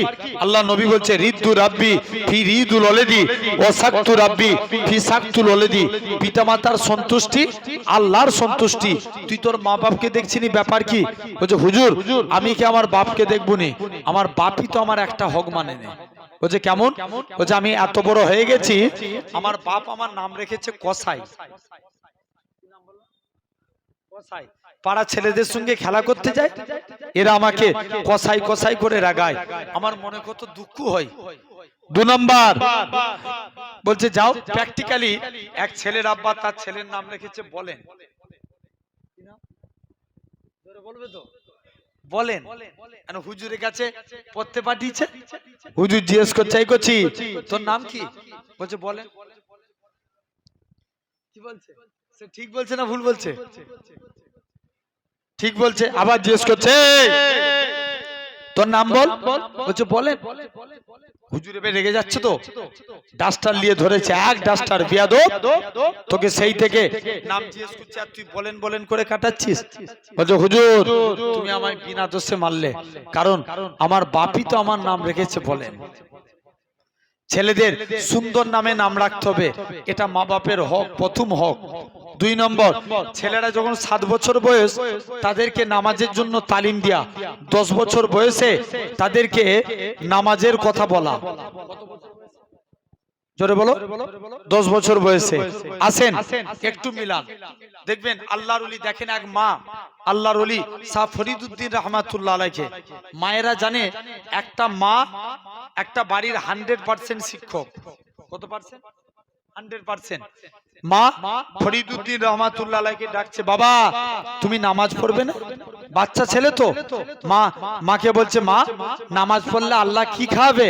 মা বলছে বাবা নামাজ পড়লে আল্লাহ মিষ্টি খাওয়াবে। জোর করে বলো, মিষ্টি খাওয়াবে। মা বলছে ঠিক আছে যাও, নামাজ পড়লে আল্লাহ মিষ্টি খাওয়াবে তো ঠিক আছে, আমি আজকের দিনে নামাজ পড়বো। মা যেই হুজুর সিজদায় চলে গেলেন, মা একটা চিনির পেয়ালা হুজুরের সামনে রেখে দিলেন। কিসের পেয়ালা? চিনির পেয়ালা। হুজুর নামাজ থেকে ফারেক হয়ে চিনি খেয়ে মাকে বলছে মা আমার চিনি পড়া দে, আমার নামাজ পড়া দেখে আল্লাহ খুশি হয়ে আল্লাহ আমাকে চিনি পাঠিয়েছে। আরেকটু জোরে বলা গেল না? কে চিনি পাঠিয়েছে? জোরে বলো না। আল্লাহ পাঠিয়েছে। মা বলছে যা বাবা তুই চলে যা। তাহলে 2 নাম্বার হয়ে গেল। এরকম ভাবে ছেলে চলে গেল। যাও, এরকম ভাবে ছেলে কন্টিনিউ নামাজ পড়তো। মা যখন বুঝলো ছেলের নামাজের প্রতি মহাব্বত বেড়ে গেছে, মা চিনি দেওয়া বন্ধ করে দিচ্ছে। বাচ্চাকে জিজ্ঞেস করছে বাবা তুই কি আর চিনি খেতে পাস? বাচ্চা তখন জবাব দিচ্ছে মা যে আল্লাহ আমাকে আগেও চিনি খাইয়েছিল, আমার আল্লাহ ঠিক এখনো আগের মতোই চিনি খাওয়াচ্ছে। সেই মা আল্লাহর ওলি সরফুদ্দিন রহমাতুল্লাহ আলাইহি। 3 নাম্বার মা বাপের হক, সন্তান যখন প্রাপ্ত বয়স্ক হবে তাদের যথা টাইমে বিবাহের বন্দোবস্ত করে দেয়া। তবে মা বাপ যাই করুক তুমি সন্তান পিতামাতার খেদমত করো, আল্লাহ জান্নাত পেয়ে যাবে। জোরে বলবে না? আল্লাহ সুলাইমান নবীকে একবার ডাকছেন, সুলাইমান যাও। আল্লাহ বলছে পানির নিচে গম্বুজ আছে, গম্বুজকে বার করে নিয়ে এসো। সুলাইমান নবী একটা শক্তিশালী জিনকে পাঠালেন, যাও। আল্লাহ বলছে পানির নিচে গম্বুজ আছে, গম্বুজকে বার করে নিয়ে এসো। তিনি পানির নিচে গেলেন, গম্বুজ দেখতে পেলেন না। নেক্সট আবার একজনকে পাঠালেন, পানির নিচে গম্বুজ দেখতে পেলেন না। তার উজিরকে পাঠালেন আসিফ। আল্লাহ বলছে পানির নিচে গম্বুজ আছে, গম্বুজকে বার করে নিয়ে এসো। মুসলমান ঘরের ছেলে মেয়েরা, বাবা তরুণেরা, হে নবী প্রেমিকেরা, আল্লাহ পাকের নবী হযরত সুলাইমান নবী আসিফ বিন বরকিয়া পানির নিচে চলে গেলেন, একখানা গম্বুজ দেখতে পেলেন। গম্বুজটাকে বার করে নিয়ে আসলেন। গম্বুজটা ছিল 4টে দরজা বিশিষ্ট। আল্লাহ পাকের নবী হযরত সুলাইমান নবী সবথেকে অবাক হয়ে গেলেন। ওই গম্বুজের ভিতরে একটা যুবক ছেলে আল্লাহকে সিজদা দিচ্ছে। নবী সুলাইমান বলে, নবী সুলাইমান অবাক হলেন, যুবক ছেলে, গম্বুজটা 4টে দরজা বিশিষ্ট, আল্লাহর কি দয়া, গম্বুজের ভিতরে এতটুকু পানি প্রবেশ করে না। ও যুবকেরা, আল্লাহ পাকের ওলি হযরত সুলাইমান নবী আস্তে আস্তে করে ছেলেটা নামাজ থেকে পারে গেলেন। ছেলেটাকে বলে, ও বাবা যুবক বলো তো দেখি আজকে দিনে, বাবা যুবক বলো তো দেখি কি এমন আমলের কারণে আল্লাহ তোমার এত বড় মাকাম দিয়েছে। যুবক ছেলে কানা বলে, ওগো আল্লাহ পাকের নবী, এ হযরত সুলাইমান নবী শুনে রেখে দাও, জেনে রেখে দাও, কেন না শুনে রেখে দাও, আমি আমার বাপ মায়ের খেদমত করেছি। আমার আব্বা ইন্তেকালের আগে আমার জন্য দোয়া চেয়েছিল। আল্লাহ পাক আমার ছেলে আমার জন্য যা করেছে, আমার অন্তরখানা ভরিয়ে দিয়েছে। আমার ছেলে আমার জন্য যা করেছে, আমার দিলখানা ভরে গিয়েছে। হে নবী সুলাইমান, এরকম ভাবে আস্তে আস্তে করে আমি আমার বাবা মায়ের জন্য দোয়া চাই। আল্লাহ পাক আমার ছেলে আমার জন্য যা করেছে, আমার অন্তর ভরে গেছে। আল্লাহ তুমি আমার সন্তানকে দীর্ঘ হায়াত দান করো। হে নবী সুলাইমান, আমার মা আমার জন্য দোয়া চেয়েছিল। আল্লাহ পাক আমার সন্তান আমার জন্য যা করেছে, আমার অন্তর ভরে গেছে। আমি মা হয়ে আমার বাচ্চার জন্য দোয়া করি। আল্লাহ তুমি আমার বাচ্চাকে এমন এক জায়গায় ইবাদত করার তৌফিক দাও যেই জায়গাতে কোনো জিন শয়তান না প্রবেশ করতে পারে। হে নবী সুলাইমান, আমি একদিন নৌকায় করে যাচ্ছিলাম, হঠাৎ করে গম্বুজটা দেখতে পেলাম। কি মন গেল, গম্বুজের ভিতরে গেলাম, গম্বুজটা পানির নিচে চলে গেল। নবী সুলাইমান বলে, তুমি কিভাবে এই পানির নিচে খাবার খেতে? নবী সুলাইমান বলে, শুনে রেখে দাও, যখন আমার খিদে লাগতো আমার কাছে একটা লাল রঙের থালা আসতো। যখনই আমি ওই লাল রঙের থালাটা জিভ দিয়ে একবার ভুলিয়ে দিতাম, আমার আল্লাহ পাক আমার শরীরের ক্ষুধাটাকে আমার আল্লাহ পাক নিবারণ করিয়ে দিতে।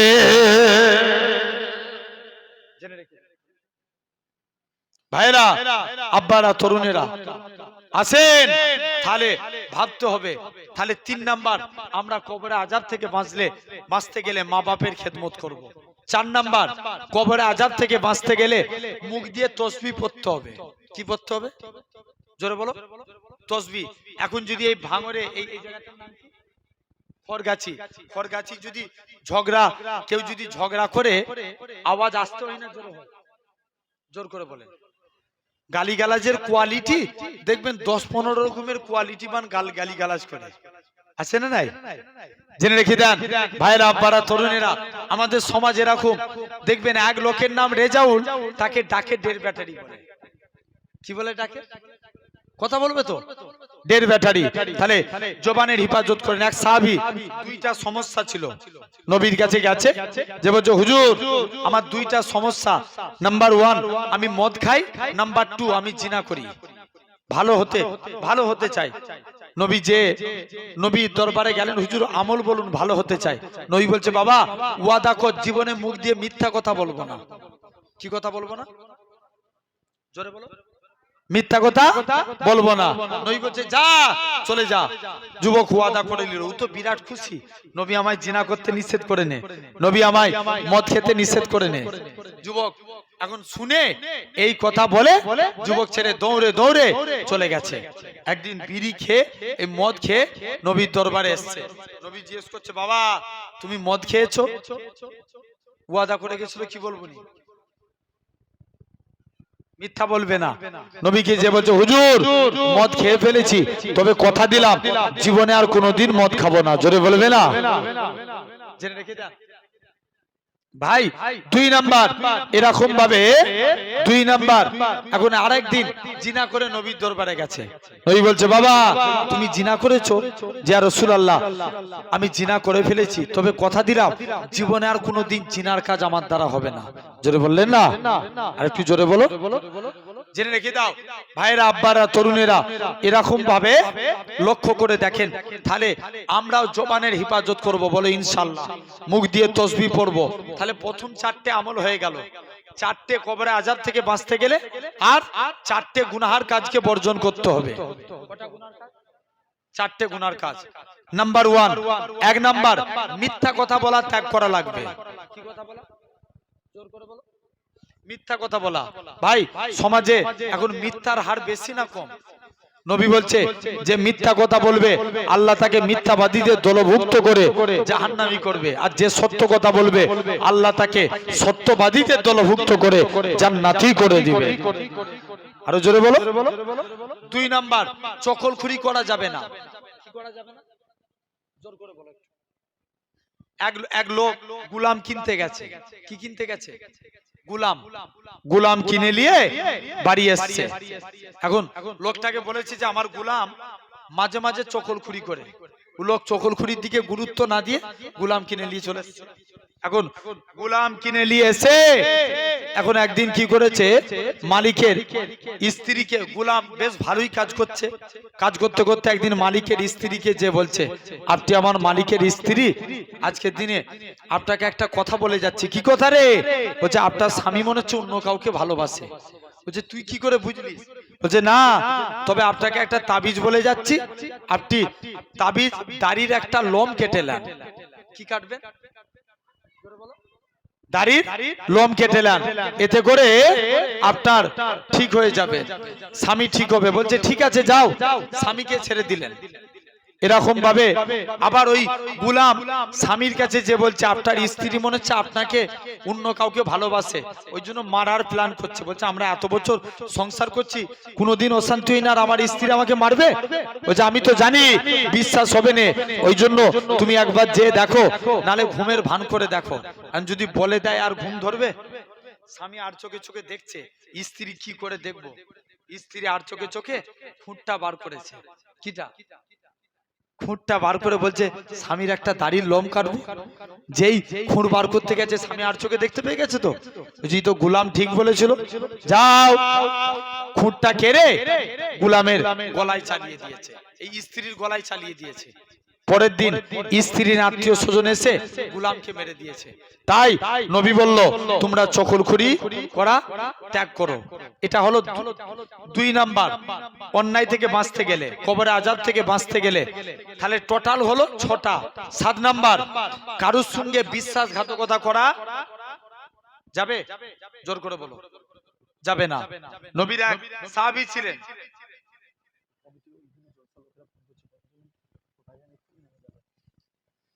জেনে রেখে দেন, একবার দরুদ পড়েন আল্লাহুম্মা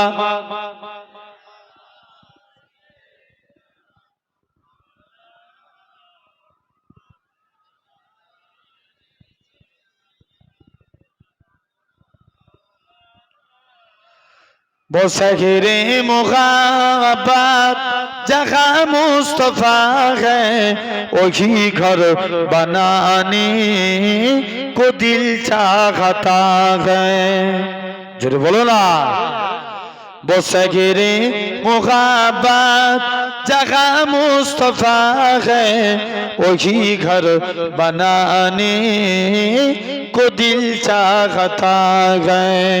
वो सोने से कंकर वो चांदी सी माटी नजर में बसाने को दिल चाहता है। और जरूर होवे ना। बसगरे मुग़ाबत जहाँ मुस्तफ़ा है वही घर बनाने को दिल चाहता है। जिहादे मुग़ाबत की आवाज गूंजे कहाँ जलाने ये दुल्हन से अपनी। जिहादे मुग़ाबत की आवाज गूंजे कहाँ जलाने ये दुल्हन से अपनी। इजाजत अगर दो तो जाने सगादत लबों से लगाने को दिल चाहता है। जोरे बोलबे ना। बसगरे मुग़ाबत जहाँ मुस्तफ़ा है वही घर बनाने को दिल चाहता है। जो पूछा नबी ने कि कुछ घर भी छोड़ा तो सिद्दीक़ अकबर के होठों पे आया वो हामाल दौलत की क्या है जरूरत जहाँ दिल लुटाने को दिल चाहता है। और जरूर है ना। बसगरे मुग़ाबत जहाँ मुस्तफ़ा है वही घर बनाने को दिल चाहता है। अल्लाहुम्मा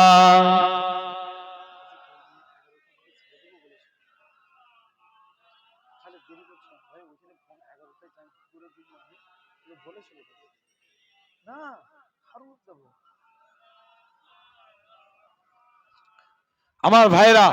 তো চতুর্থ আপনার এরকম ভাবে 7ম নম্বর বিশ্বাসঘাতকতা কারোর সঙ্গে করা যাবে না। আসেন মিলিয়ে নেন। নবীর এক সাহাবী মক্কা থেকে মদিনায় এসেছে। কোথা থেকে? মক্কা থেকে মদিনা এসেছেন। কে জানে এসে বলছে এই আল্লাহর নবী সব এক একজন মক্কা সাহাবীর সঙ্গে মদিনার সাহাবীর ভাই ভাই সম্পর্ক করছেন। কি সম্পর্ক? জোরে বলো।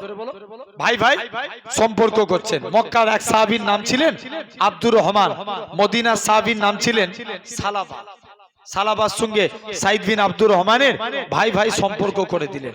কে জানে এসে বলছে সালাবা তুমি এখান থেকে চলে যাও। সালাবা তোমরা তো সবসময় নবীর দরবারে থাকো, আজকে আমার কাছে এসো, নবীর দরবারে সবসময় থাকো। সালাবাকে বলছে আমি আমার স্ত্রী টাকা পয়সা সালাবা তোমার কাছে বিশ্বাস করে আমানত রেখে আমি নবীর কাছে গেলাম। কে? আব্দুর রহমান। আব্দুর রহমান নবীর কাছে চলে গেলেন রাত্রে।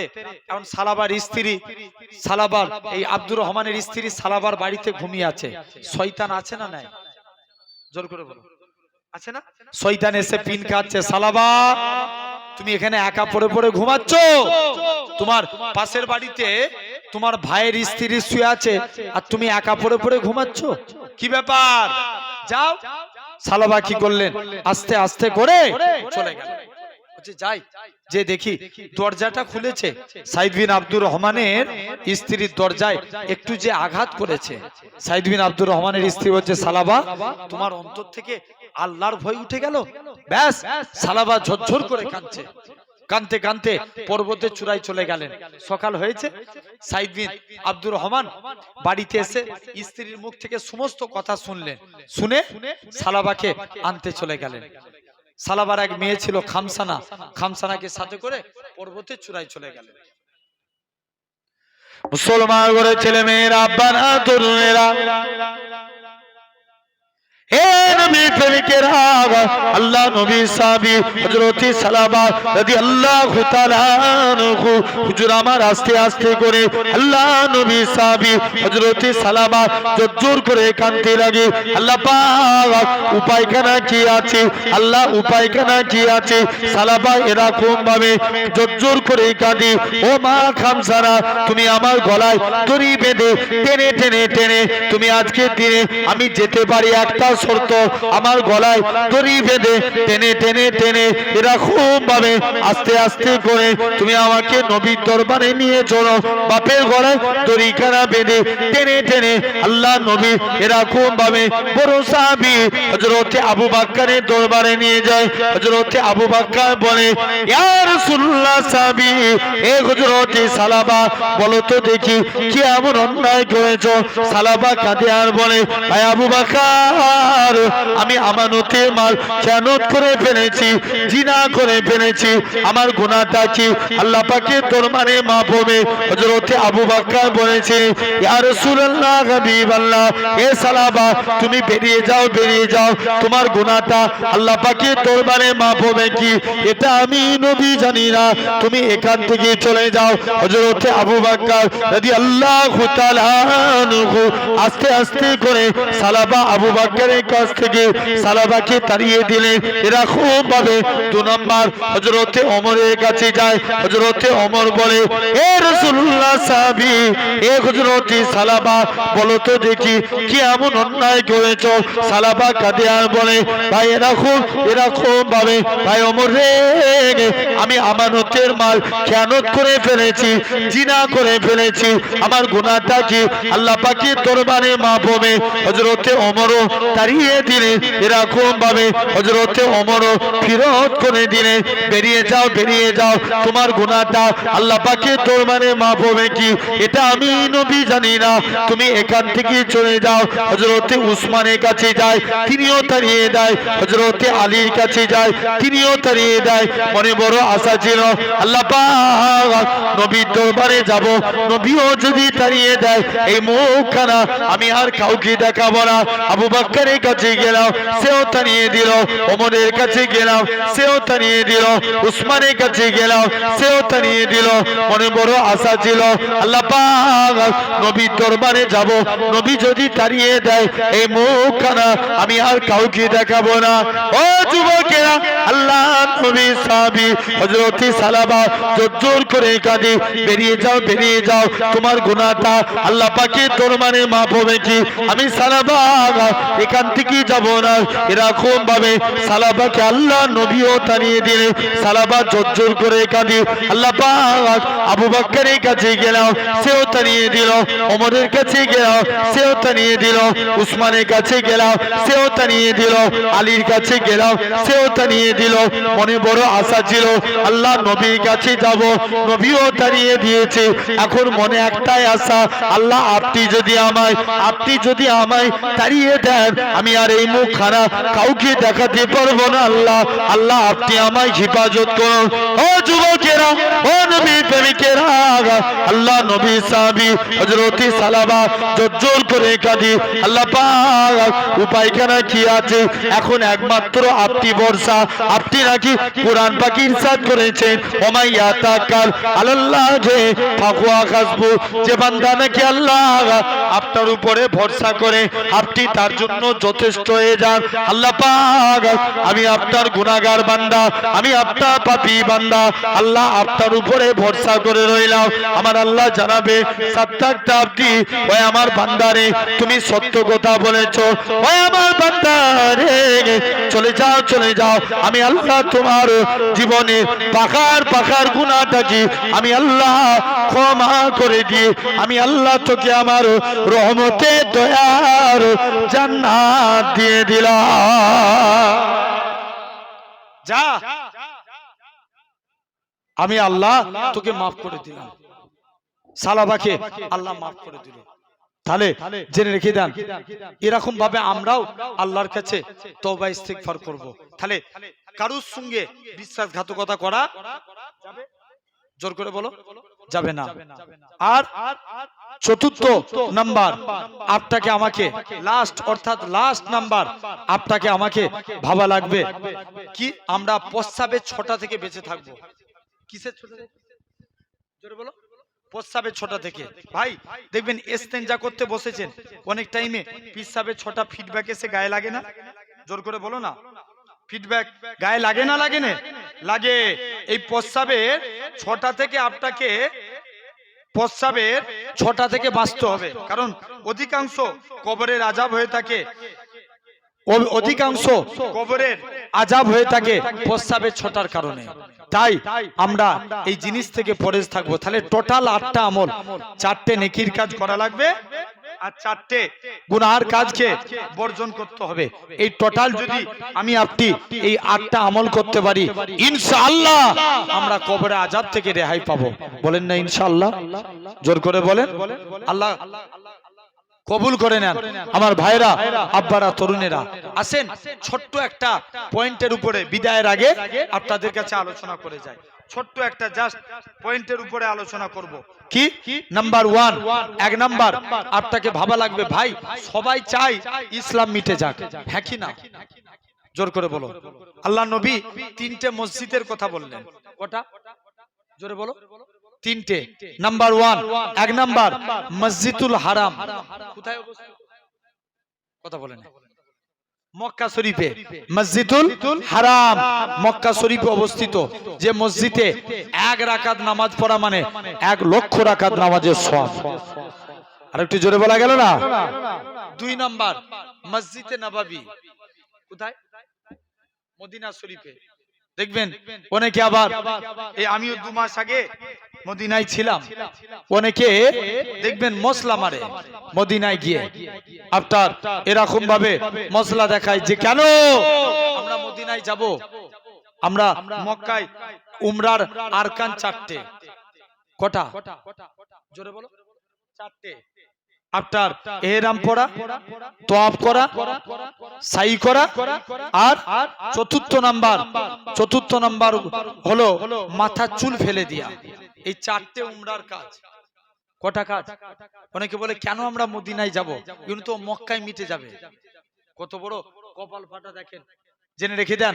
ভাইরা আব্বারা তরুণেরা এই কাবা শরীফও হতো না যদি আমার রাসূল না হতেন কথা ঠিক না ভুল জোর করে বলো মুসলমান করে ছেলে মেয়েরা আব্বারা তরুণেরা এ নবী প্রেমিকেরা এরকম ভাবে আস্তে আস্তে করে আল্লাহ নবী আমার আস্তে আস্তে করে আল্লাহ নবী চলে গেলেন এরকম ভাবে আমরা কারা উমরায় গেলে তিনখানা আপনাকে আমাকে যারা এমিরেট ফ্লাইটে যান কলকাতা থেকে দুবাই থেকে জিদ্দা থেকে এরকম ভাবে আপনাকে মক্কা শরীফ যাওয়া লাগে এ নওজোয়ান যুবকেরা এরকম ভাবে আস্তে আস্তে আস্তে করে আমরা যখন চলে যাই, লক্ষ্য করে দেখবেন এরকম ভাবে আমরা যখন কলকাতা থেকে দুবাই, দুবাই থেকে জিদ্দা, দুবাই গিয়ে আপনাকে আমাকে একটা কাপড় পরা লাগে, যেটা হচ্ছে এহরামের কাপড়।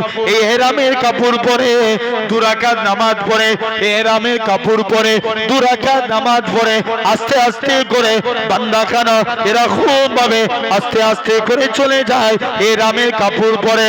এ নওজোয়ান যুবকেরা, এ নবী প্রেমিকেরা, এহরামের কাপড় পরে বান্দাখানা আস্তে আস্তে করে এরকম ভাবে আল্লাহ পাকে কাবার দিকে চলে যায়, তালবিয়া পড়তে লাগে, লাব্বাইক আল্লাহুম্মা লাব্বাইক, লাব্বাইক লা শারীকা লাকা লাব্বাইক, ইন্নাল হামদা ওয়ান নি'মাতা লাকাল মুলক লা শারীকা লাকা লাব্বাইক। আল্লাহ কাবা শরীফে পৌঁছে যায়।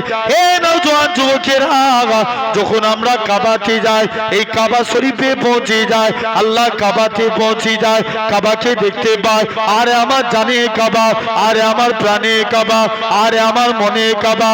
এ নওজোয়ান যুবকেরা, যে কাবাকে দেখতে পেলে আল্লাহর হাজী বান্দারা যখন কাবাকে দেখতে পায়, আমার আল্লাহ পাক হাজীরা যখন হাত তুলে যা যা দোয়া চায়, আমার আল্লাহ পাক হাজীদের হাতে দোয়া কবুল করে না। আরো জোরে বলে, এ নওজোয়ান যুবকেরা, এরকম ভাবে আস্তে আস্তে করে আমরা এরকম ভাবে লক্ষ্য করে দেখি, আমরা এরকম ভাবে আস্তে আস্তে করে কাবা শরীফে পৌঁছে যায়, কাবাকে লক্ষ্য তোয়াব করা হয়, কাবা তোয়াব করে হাজরে আসওয়াদে চুমা দেওয়া হয়। কেননা হাজরে আসওয়াদ আগে ছিল কালো, আগে ছিল সাদা, এখন হয়ে গেছে কালো। হাজরে আসওয়াদে এরকম ভাবে চুমু দিয়ে যখন আমরা চলে যাই, এ নওজোয়ান যুবকেরা, হাজরে আসওয়াদ এরকম ভাবে আস্তে আস্তে করে হাজরে আসওয়াদ থেকে চলে যায়। হাজরে আসওয়াদে একবার চুমা দিলে কি হয়? আল্লাহ তোমার জীবনের গুনাহগুলিকে maaf করে দেয়। আমার রাসূলুল্লাহ জানিয়ে দেয়, হাজরে আসওয়াদে চুমা দিয়ে মাকামে ইব্রাহিমকে লক্ষ্য করে 2 রাকাত নামাজ খানা পড়ে আস্তে আস্তে করে 2 রাকাত নামাজ খানা পড়ে আস্তে আস্তে করে 2 রাকাত নামাজ পড়ে এরকম ভাবে আল্লাহ আস্তে আস্তে করে আল্লাহর কাবা শরীফে পৌঁছে যায়, কাবা থেকে চলে যায়। এরকম ভাবে সাফা মারওয়া সাই করে, সাফা মারওয়া সাই করে এরকম ভাবে মাথার চুল ফেলে দেয়। তারা বলে, কেন আমরা মদিনায় যাব? এটা তো মদিনার আরকান নয়, কেন আমরা মদিনায় যাব? এ নওজোয়ান যুবকেরা, কত বড় কপাল পাতা দেখেন। এই কাবা শরীফও হতো না আমার রাসূলুল্লাহ যদি না হতো, ইব্রাহিম নবীও হতো না আমার রাসূলুল্লাহ যদি না হতো, ইসমাইল নবীও হতো না আমার রাসূলুল্লাহ যদি না হতো।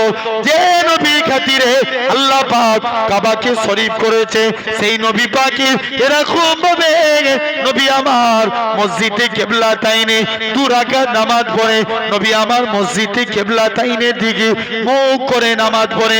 নবী আমার বলে, আল্লাহ পাক আপনি যদি আজকের দিনে কাবাকে কিবলা করে দেন, আমি নবী এতি বড় খুশি। আমার আল্লাহ জানিয়ে দেয়, হে আমার হাবিব, তুমি সিজদা থেকে মাথা তুলে নাও, আমি আল্লাহ পাক আপনার খাতিরে কাবাকে কিবলা করে দিলাম। আরো জোরে বলে, এ নওজোয়ান যুবকেরা, আল্লাহ নবী জানিয়েছে, যারা মদিনায় আসলো, মদিনায় এসে আমি নবী আমাকে সালাম দিল, আমি রাসূলুল্লাহ মদিনা শরীফ থেকে নিজে সালামের জবাব দিই। আরো জোরে বলেন, শুধু তাই নয়, আল্লাহ নবী জানিয়েছে, যারা মসজিদে নববীতে আসে, আমি নবী আমাকে একবার তাকবীর দেন, নারে তাকবীর। সকলে একটু দাঁড়িয়ে যান, এই ক্যামেরাগুলো ঘুরিয়ে দেন, হুজুর এসেছেন, একটু তাকবীর দেন, নারে তাকবীর। তাকবীর দেন, নারে তাকবীর। আমাদের মাথার তাজ পীর সাহেব হুজুর কিবলা, নারে তাকবীর, নারে তাকবীর, নারে তাকবীর। পীর সাহেব হুজুর কিবলা, পীর সাহেব হুজুর কিবলা, নারে তাকবীর, নারে তাকবীর, নারে তাকবীর। সব ক্যামেরা বন্ধ করে দাও, তাকবীর দেন, নারে তাকবীর, জোরে দেন, নারে তাকবীর। আমাদের মাথা